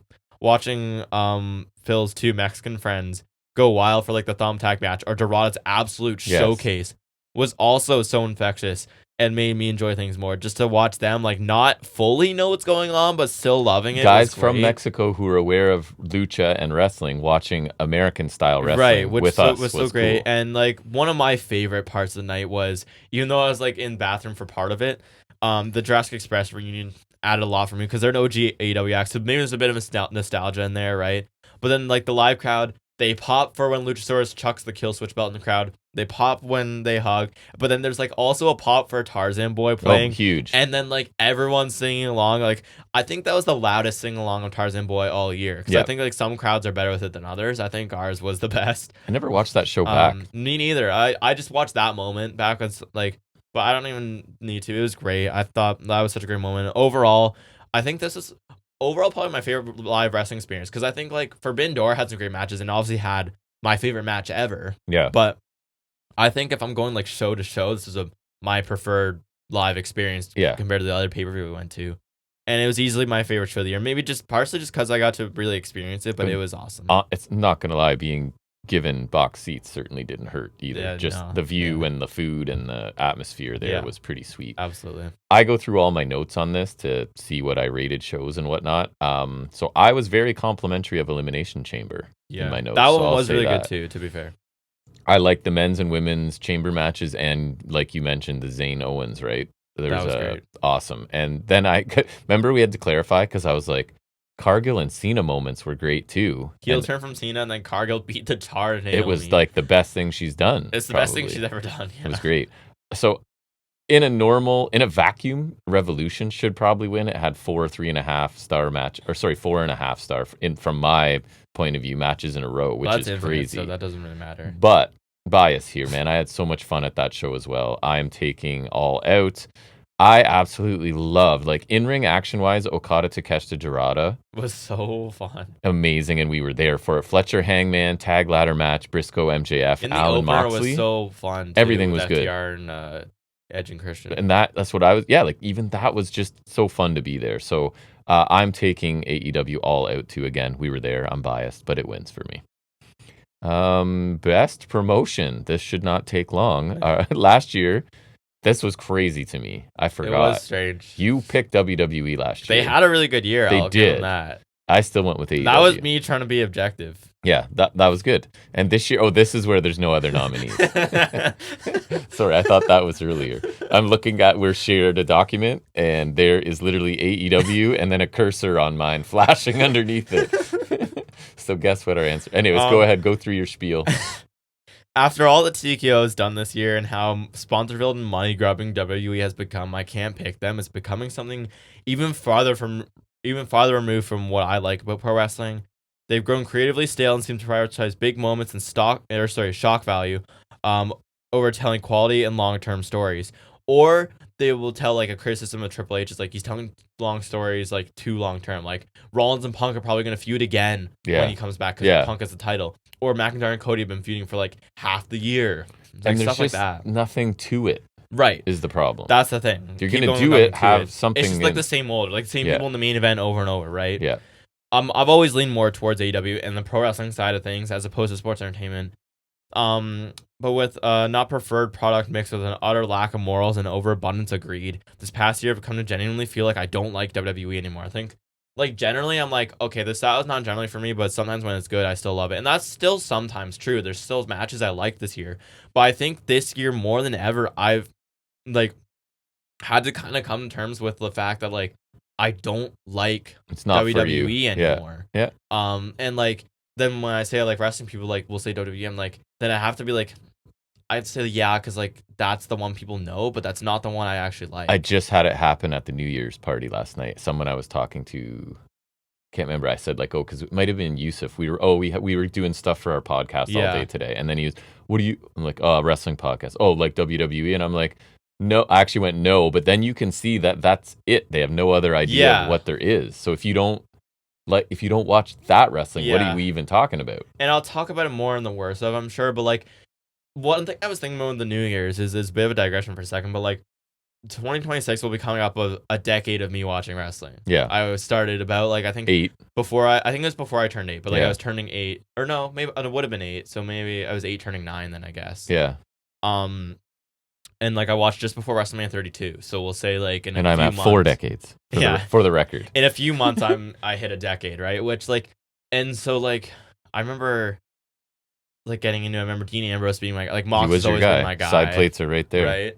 Or like I remember one thing like you having to teach me like about like what was real and what wasn't. Because I remember being confused like because Ric Flair was managing Charlotte at the time. Yeah, that's real. Yeah, they're related. Yes, but like. Then everything like fake, so I'm like, oh, but they're actually so like there's thing. And I remember like Edge and Christian aren't actually brothers, or never were brothers. Or like the kick out trick when they're like looking. I remember noticing that Hell in a Cell. I remember Hell in a Cell was the first time I noticed it. That was robbing you of your innocence when I explained it to you. Yeah. I remember like really like it's just like it's so weird to like compare that to now like probably like a decade on. I could say I don't like that company anymore. Right when that was all you were a WWE guy. Yeah. Because I was trying to get you like, dude, NXT is the best. And you're like, I nope, think I got on NXT late in that year. Did. So I remember watching TakeOver Toronto with DIY and not FTR, Revival. And then you realized it was the best thing ever in wrestling. And then it became like the only thing I liked. Yeah. But it's just crazy to look back on that now. It's a little sad to me, I think. Yeah. Like, and again, it's something more to talk about in the worst of. But like, I don't want to hate them. I just do. As a wrestling fan, I want more good wrestling. But what they are giving me is not good wrestling. It's a combination of they're not giving me good wrestling because they don't care about wrestling. They just care about moments.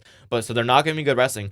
And I don't feel like they're good people. No. And I'm sure you agree, this has nothing to do with the talent. That roster is stacked. And there are people there that show are wasting. That both their programs, all their programming should be awesome with the talent they have there. But it's not.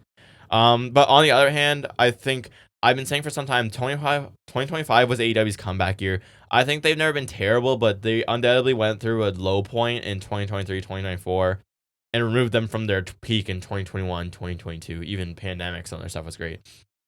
I think this year they really stepped up their game again. While we always enjoyed, Dynamite was hit or miss in prior years, but like we just talked about, I feel like the consistency really came back. Storylines got better. and we even got more great matches on the regular, the bulk of which were crazy multi-man tags or the bangers courtesy of the C2. The world title scene was great. The tag division got revitalized. The pay-per-view game really didn't show many faults, whereas I skipped numerous peelies and couldn't have cared less. But I've never missed an AEW pay-per-view, and I don't plan on it either. And there's never been one that I've been disappointed on either.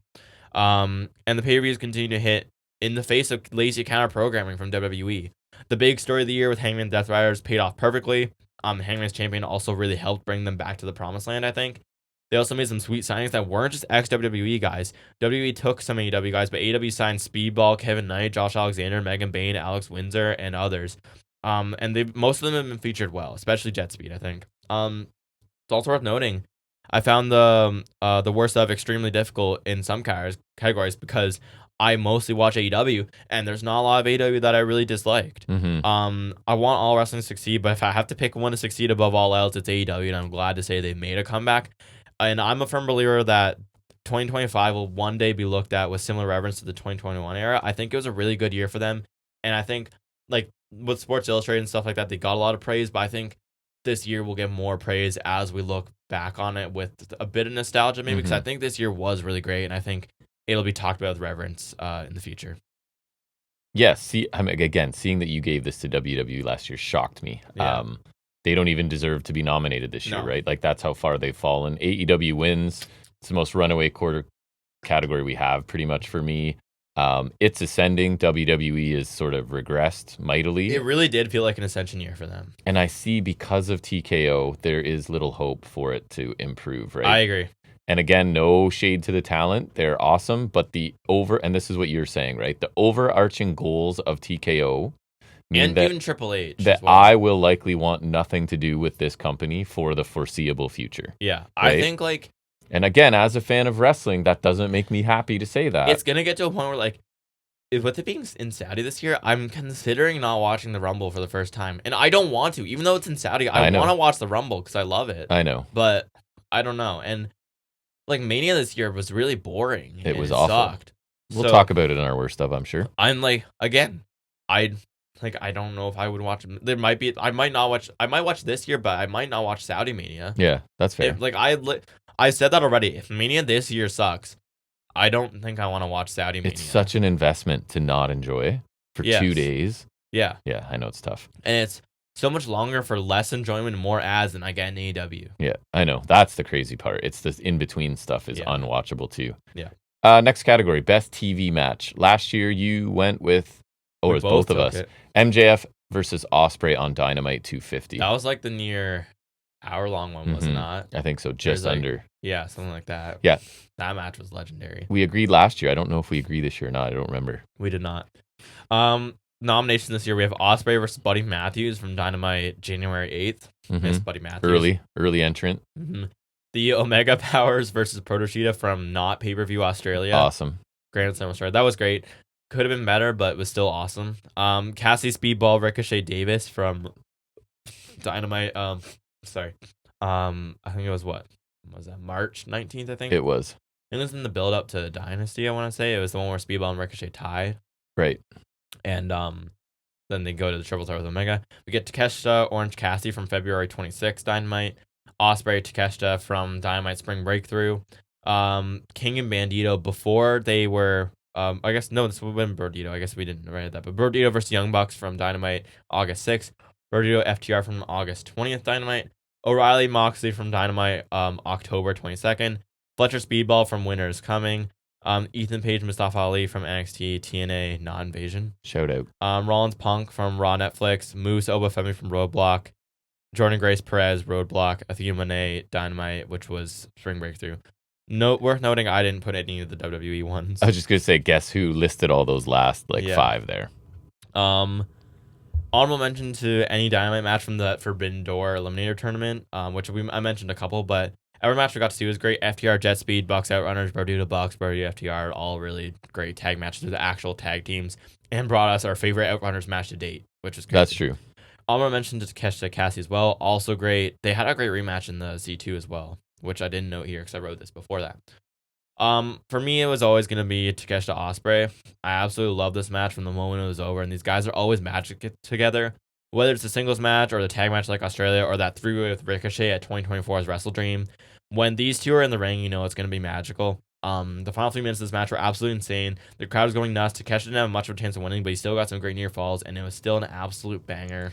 It was. It was so good that I almost liked it as much as their pay-per-view match. Not quite, but this was so great. It was as great as I could hope for a TV match from them, and it's just a perfect example of how special they both are in the ring, I think.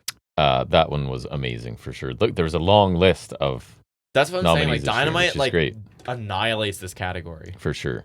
Pretty sure they're pretty much all Dynamite. I Like, struggled. I went back through notes because I struggled thinking of stuff from Raw, but then there were some when I went and found them, right? For sure.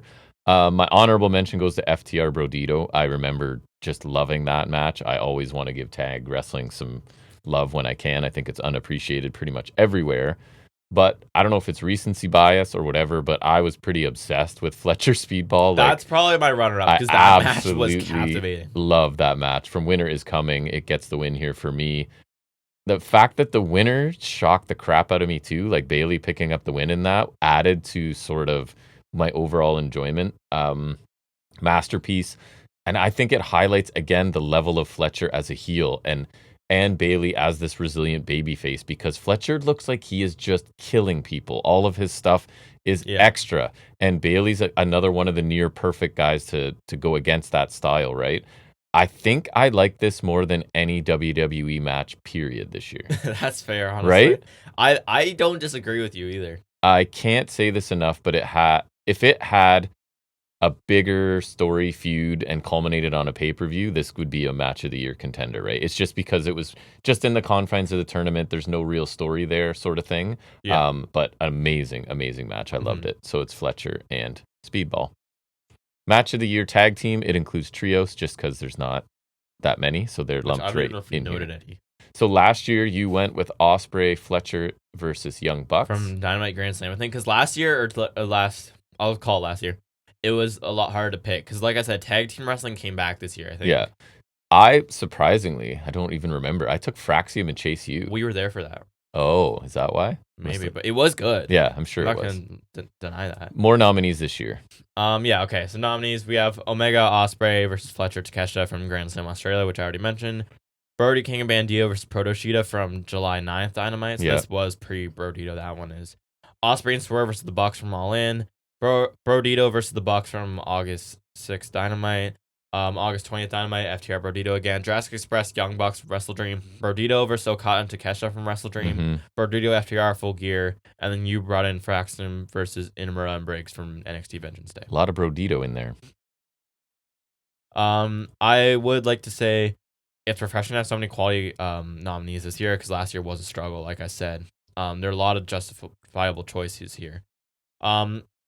I think ever since I saw the match finish, I knew what the best was going to be, but I'll show the other like runners up, I'll say. I really loved both tag matches from Wrestle Dream. I thought Jurassic Express versus the Bucks from Wrestle Dream was so great. Felt like old AEW, and it was such a great return to form for Jurassic Express, especially.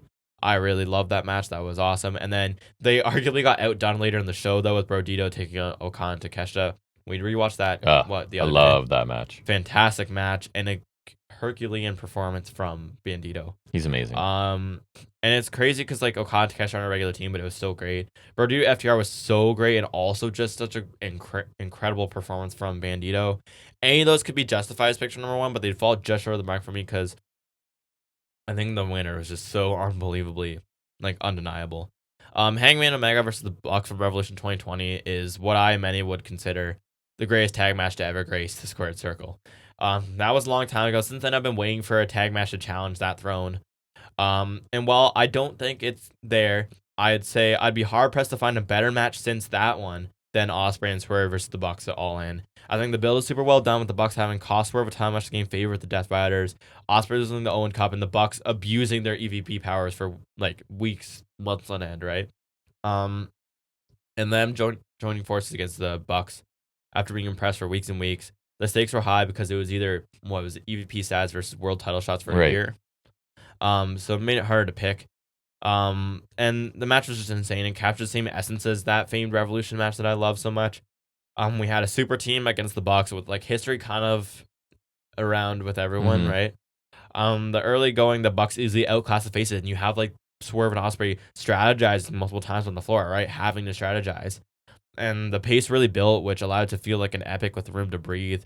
The Bucks were so fluid and effective with their tag offense.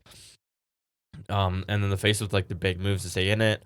So many great near falls. Ospreay and Swerve the Swerve Stormbreaker, the Swerve Breaker was crazy looking. Did that everybody down sequence that was so ridiculous. I'm like losing my mind every time I see it. Just watch that, yeah. Swerve taking super kicks to cover Ospreay. Everything crescendos with that house call Hidden Blade, like the DIY-ish kind of thing. And then the ramifications of this match were also great because the Broke Buck storyline came out of this, which was super entertaining. So this was just probably one of the best tag matches I've ever seen. It was just fantastic from top to bottom. Also love to see the long list of nominees here. I've loved tag wrestling since the 80s, so it's nice to see it getting more attention here. I thought also it's Ospreay Swerve taking on the Bucks at All In. Just felt like a big time important tag team match that delivered in ring, produced a memorable match, and a story and on character. The biggest stage too. Like we talk about that kind of being a factor in some of the worst matches, right?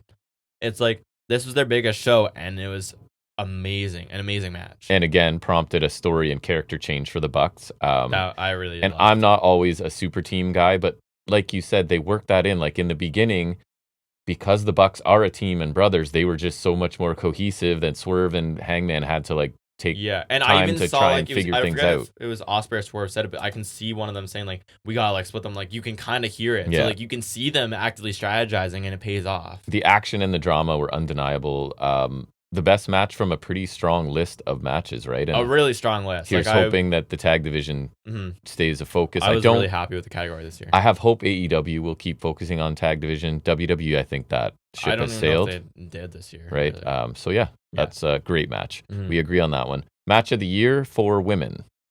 Last year it was, you chose Willow and Statlander. The street fight from All Out. That one was awesome. And I took Bayley versus Io Sky. Mania. Which was awesome, yeah. So this year nominees. We got Mariah May and Toni Storm from Revolution, the Hollywood so long ago, almost forgot it was in the running for this year, actually. Io Ripley Belair from Mania, which amazing. I don't think I fully pay attention to. Monet Athena, Dynamite Spring Breakthrough, which we just watched, which was excellent really for a good TV match. Storm Monet from All In, which not a good build because of the characters, but fantastic match, I thought. Our complaints with both of those women are not in ring ever. The women's Blood and Guts was awesome, especially compared to War Games. Yeah. The women's Blood and Guts was fantastic. Jordan Grace, Tessa Blanchard from TNA Genesis, which was Grace's final match in TNA. Believe it or not, that was me. That was a very good match. I really liked it. And then the NXT contributions from you are Jade Perez, Bailey, Julia from Vengeance Day. Is it Cora Jade? No way. Yeah, I think it was. Oh, I forgot about her. Yeah. I just watched a video on her. Oh, yeah. Was she any good was the question. No. And I don't think he included the paper skateboard incident either, which is like, that's the only thing that she did that I remember. Yeah. And then Grace versus Vicaire from Battleground. Which was great, yeah. No women's match this year was anywhere near as captivating, violent, or entertaining as Mariah May and Toni Storm. The Hollywood ending, whatever you want to call it. Part of that unbelievable trifecta from Revolution with the Mega Takeshita and Ospreay Fletcher. This one still stood out, though, from those two. Not saying it was better, because I think the cage match is my favorite of the three, but this one, like, it just had its own identity from the two still, right? Yes, it was awesome. There was a level of violence and barbarism on display. We don't always see it with the women. And Mariah May never looked more like the woman from Hell than she did in this match. Yes. She never looked like as big of a star. There were shoes, glass. They did, like, the Taipei deathmatch thing where, like, they put, like, they make their fist sticky and put it in the glass, and you do that. Tables, chairs, steel steps. They went all out, and it only went for 13 minutes. It was an absolute blitz of violence and glory, and the good kind of drama, punctuated by the perfect finish on the stage. It was both of them at their best, and more importantly, the best of Storm's wretched, timeless character. It's a shame May was WWE bound after this, because matches like this proved why she was, like, perfect in AEW. But if she was going to leave, this was, like, the best ending she could have asked for. It was awesome. Honorable mention to Io Ripley Belair from Mania. I thought that was amazing. And I thought that was going to win, but I forgot that May Storm took place in 2025. And it feels like eons ago. Pretty easily wins for me. Great action, violence, blood, really hot story going into it.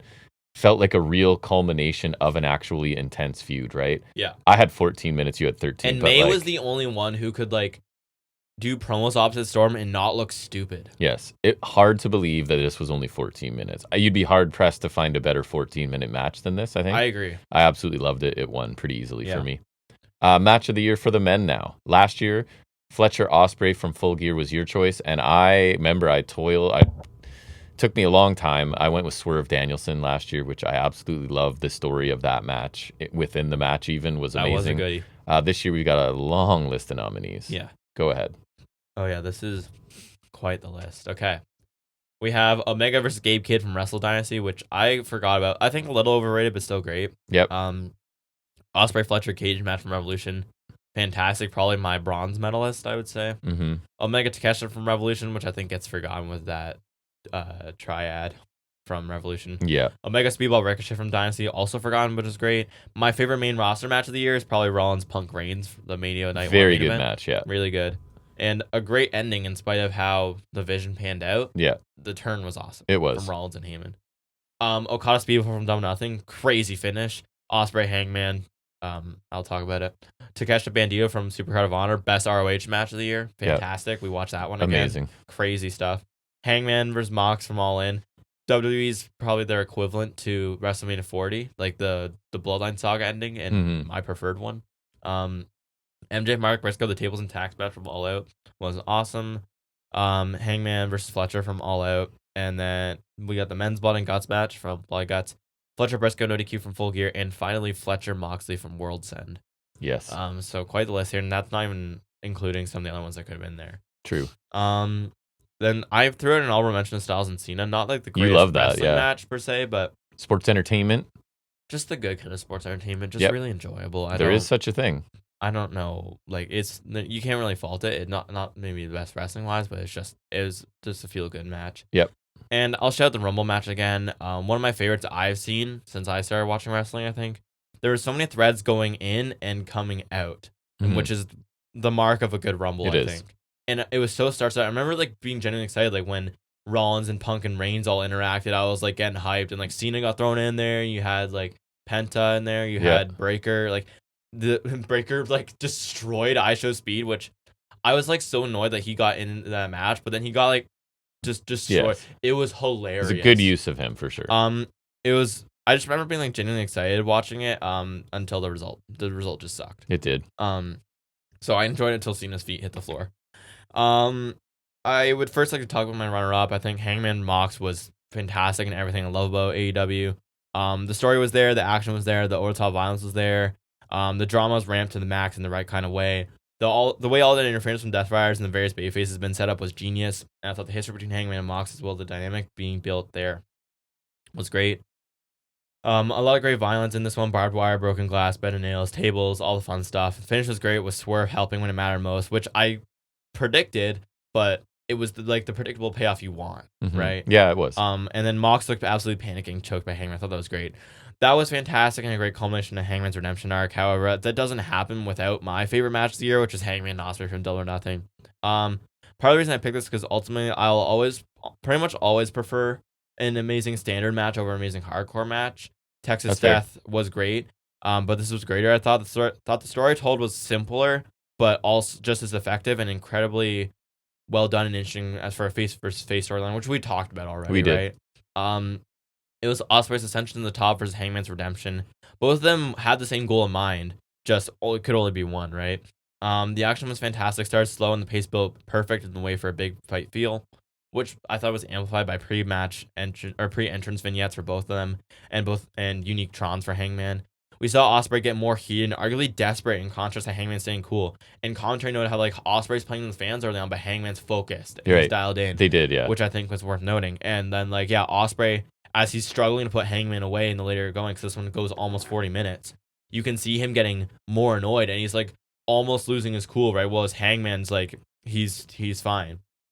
And which is the opposite of what you would expect going in, because Hangman has been kind of like set up as like a hothead a bit, right?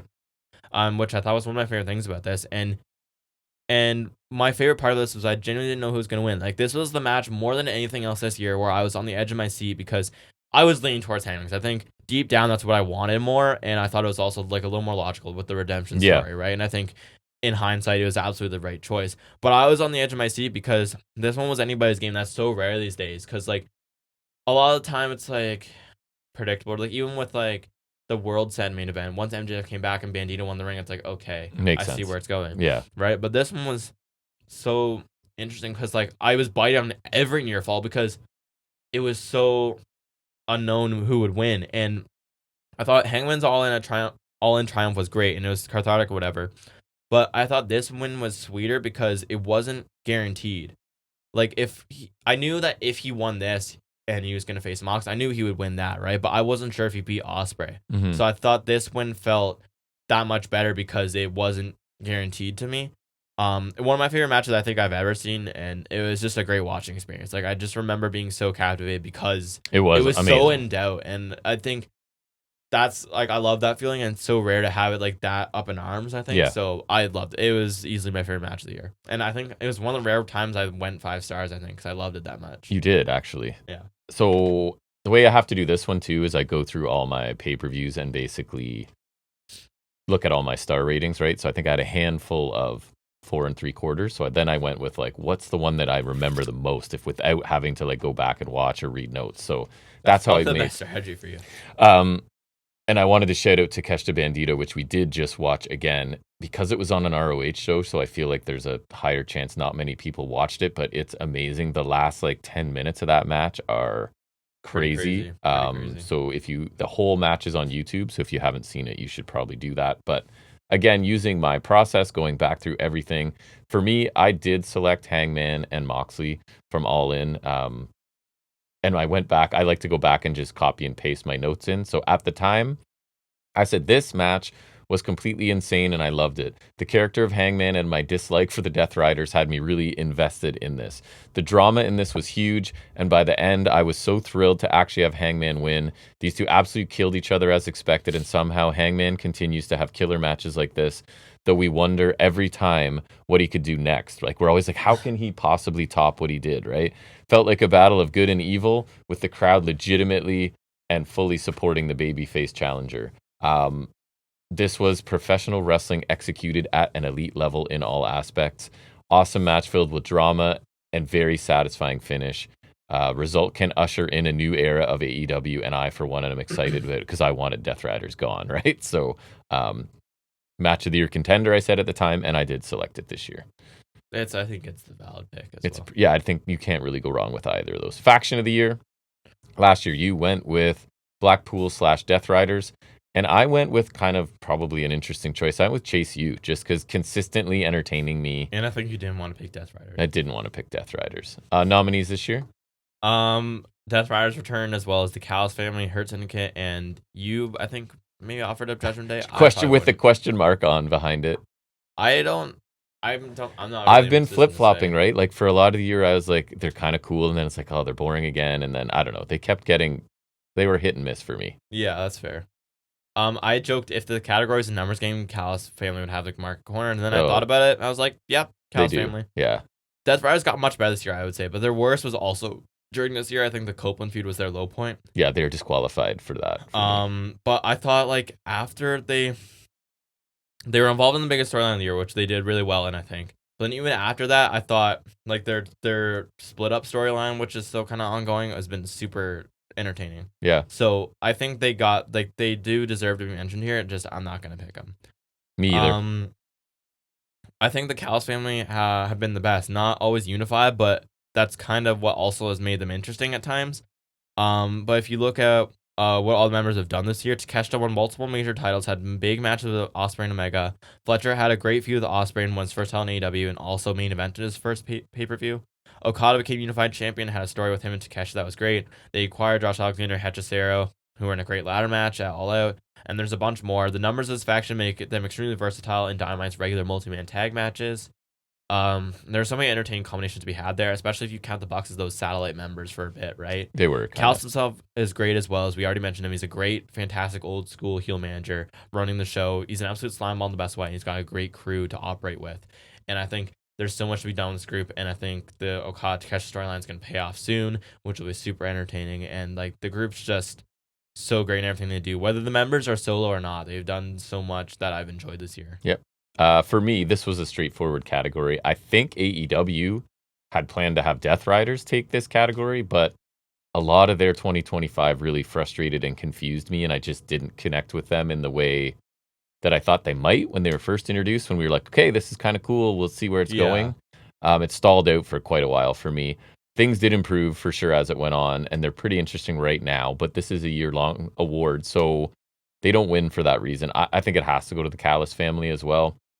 You could argue that they have added too many people, diluted the group a bit, but the fact is the top tier of that group, Okada, Takeshita, Fletcher, is the present and future of this industry, right? And the storyline with Takeshita and Okada, and maybe Fletcher now too, coming out of World's End, right, is really compelling to me, at least. So Callis is the great old school manager. He already won our non-wrestling performer, right? And now his faction wins Faction of the Year for me as well. They're a really great group, and they were such great heel foils to so many people, like Hangman and Briscoe and Omega, and like they were just so consistently great. And they were prominent as well. Tag Team of the Year next. That was one that was really easy for us last year due to a team being awesome and nothing else really happening.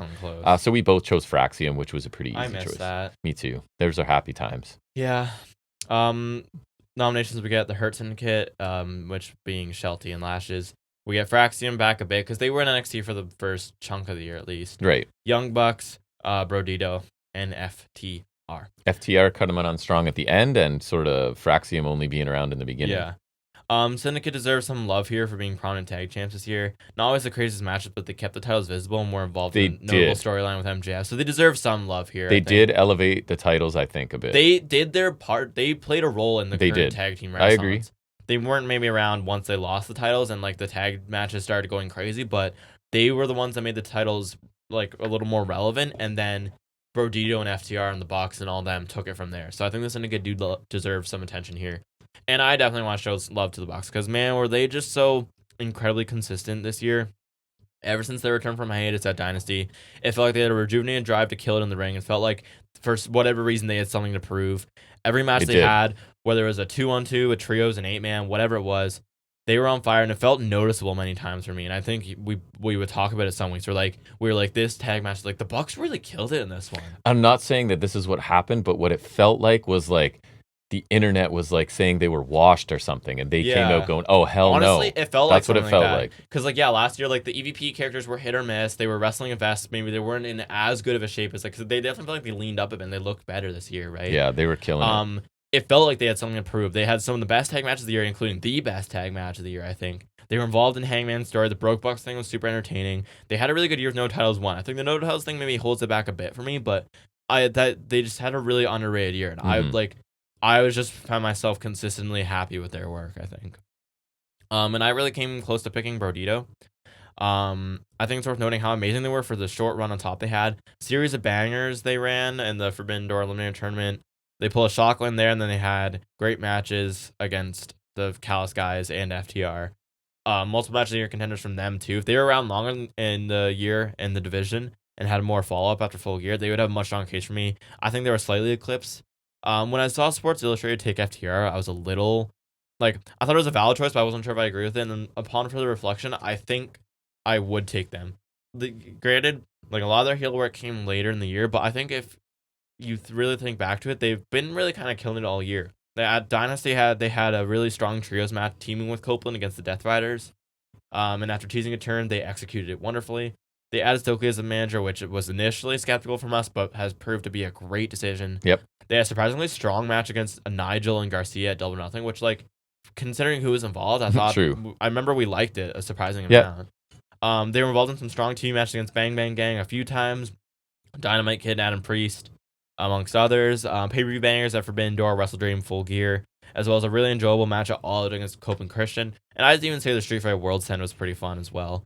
Coupled with some of their best character work ever in their segments targeting Beth Copeland or Bandito's grandma. I think they really upped their game this year, and I'm going to pick FTR. I love them this year. They are an all-time heel tag team for me, for sure. They're an all-time. I didn't pick them, though. And again, like you said, Bucks had a great year. FTR, since turning heel and adding Stoke, have been awesome.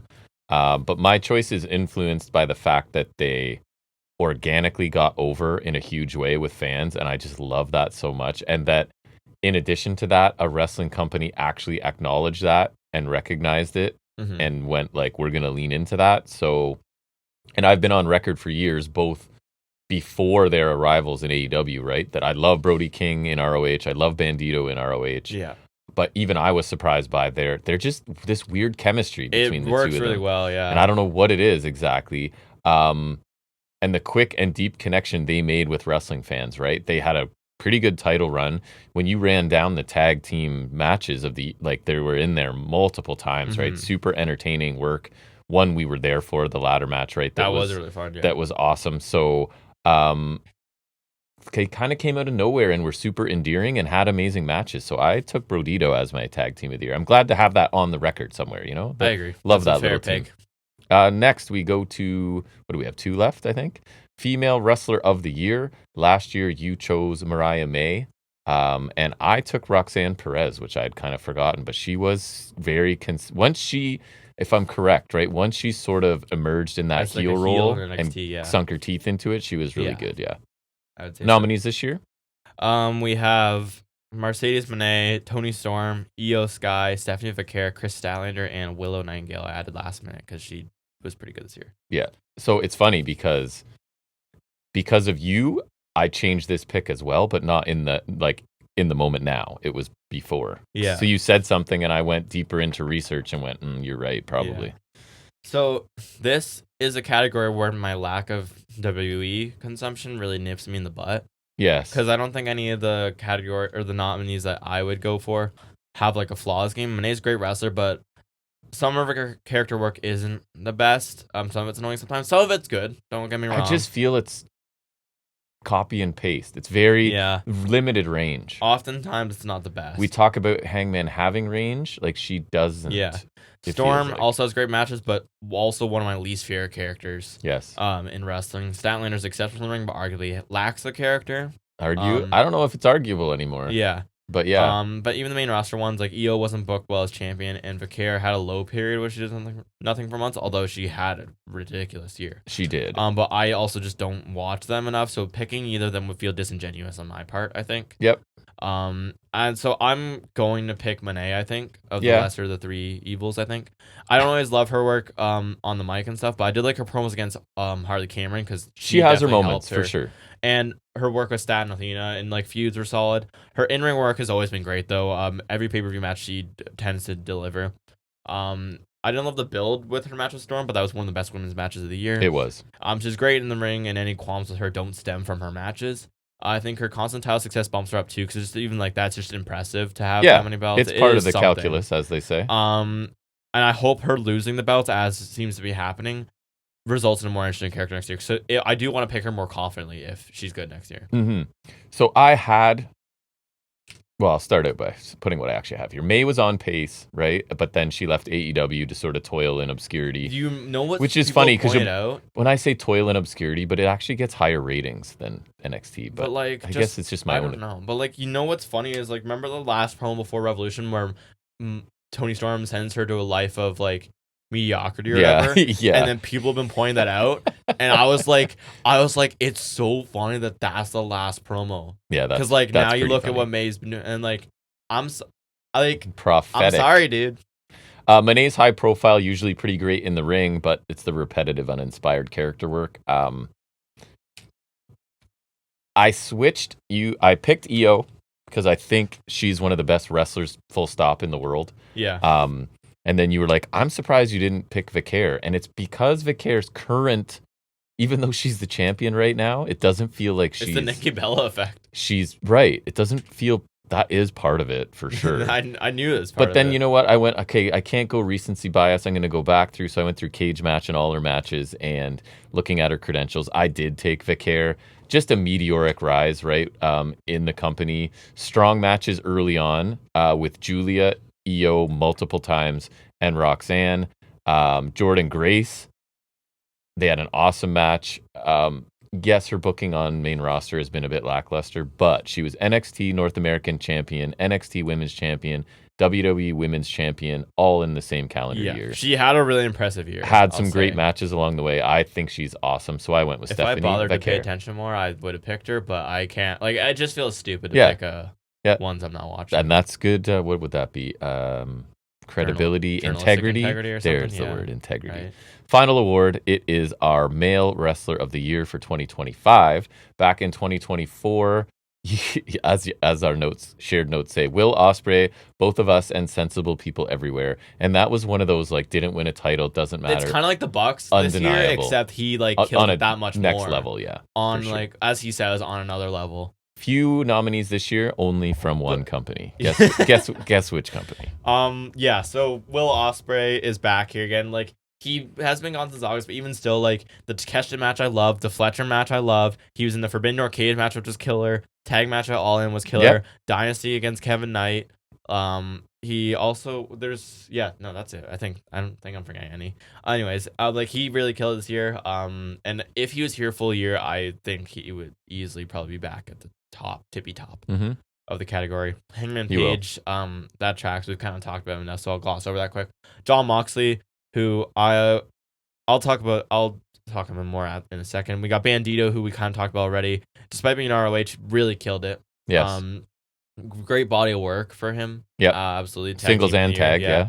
And then Kyle Fletcher, who I think in ring, I could probably pick. You could as best wrestler. Yes. Like, he's fantastic. He is some of the consistently high level matches of the year. For Honorable sure. mention to Takeshita. By all accounts, I heard rave reviews of his work elsewhere. Anything else on AEW I loved, and the few I saw from New Japan were great. However, I didn't see most of his work overseas, so I don't think I can include him here. But he did have a world-class year, held 3 major titles here, and bangers galore. Could win this in any or all of the next 5 years too. Yeah, right. I agree. I think there's a lot of cases to be made here. I think I'll eliminate a few. Bandito, just because he had a fantastic body of work, but being in ROH and having some periods of irrelevance don't help him. But he did do a great job this year, I think. Ospreay was flawless once again. The Fletcher feud killed. Bangers against the Bucks, Hangman and Kevin Knight, Buddy Matthews, like I said. But Nekichi sidelined him for too long to have him win here. Moxley, the Rocky with the Copeland feud, but he was fantastic villain to Hangman's main character hero. His work since the Death Riders fall from the main event was better than some of his work as champion. The Kyle O'Reilly feud being a highlight, but not as good as others. I think, like, his in-ring work is also underrated too. He's got a slow, methodical heel style, but he's great, and I think, like, he's the ace of AEW for a reason. He's a great character. He does what's best, and he's always there when he's needed, right? Yep. And I think I wrote this beforehand, but he also ended the year really strong, winning the Continental title and killing it against Fletcher. And then also the match with Okada was really good too. And speaking of Fletcher, I think he's another one with a fantastic body of work for the Ospreay feud, TNT title run, all at main event against Hangman, feud with Briscoe, C2 run. His in-ring work is arguably second to none. And I think the year he goes on to tear as world champion is the year he takes this. Same with Takeshita. He could take that in any of the next, like, 5 years at least. Fletcher has the added promo part with it, right? Takeshita needs to get there. Fletcher's kind of the package, yeah. Fletcher comes so close, but I think I have to give it to Hangman. He finally returned to the spotlight at AEW, and it's no coincidence things got better when that was the case. The mini feud with Daniels was the perfect catalyst for an expert slow burn face turn. MJF feud both before and after his title win was so great, and a great dynamic, wonderful callback to AEW's beginning days too. Went on a great Owen Hart Cup run, including, like, it was TV bangers against Alexander Fletcher, and capped off by one of the best matches I've ever seen against Ospreay, a true babyface versus babyface masterpiece, like we already touched on. One of the year's banner feuds against Moxley capped off with an amazing Texas death match. Then his title run was strong, and he ended the year in an intriguing feud against Swerve and Joe once more, and also with MJF thrown in there as well. His character went through so many changes and evolutions, all while delivering in the ring every time we saw him, delivering on the mic. He even got his real theme song back, and it's years like this that cement Hangman as my favorite wrestler, and I can't think of anyone more deserving wrestler of the year. He's in contention for one of my favorite wrestlers ever. And by all accounts, a good human being, which is crazy in some industries. So, honorable mention to Fletcher as well. He's going to be a front runner in this category for years to come. And Takeshita, who, he had amazing matches all year. Character work, mic work, his deductions there. But my choice for winner had the best storyline of the year in the best company. He was my best on the mic, focal point. Both of our matches of the year, even though different matches. Right. Focal point of AEW for a lot of the year, company champion for much of the second half, I would guess. Involved in my match of the year, as you said, and a whole bunch of nominees for that award. His title run was a bit shorter than I wanted, but Hangman's my wrestler of the year for sure. He had an amazing year. took a whole bunch of awards here, and probably correct thinking people everywhere. Correct. You know, Sensible people everywhere. that's right. We'll make that same choice. But I think that's it. We're coming in at believe just so. over 2 hours. I hope you enjoyed our best of 2025. We will work on a worst of. Last year it took a while. It's progress, yes. So this one getting out so quick is actually good for us. So hope you enjoyed it. We'll be back here in a couple days for episode 285. Hope to see you there if we can. Hope you had a great New Year's and that everybody has a fantastic 2026.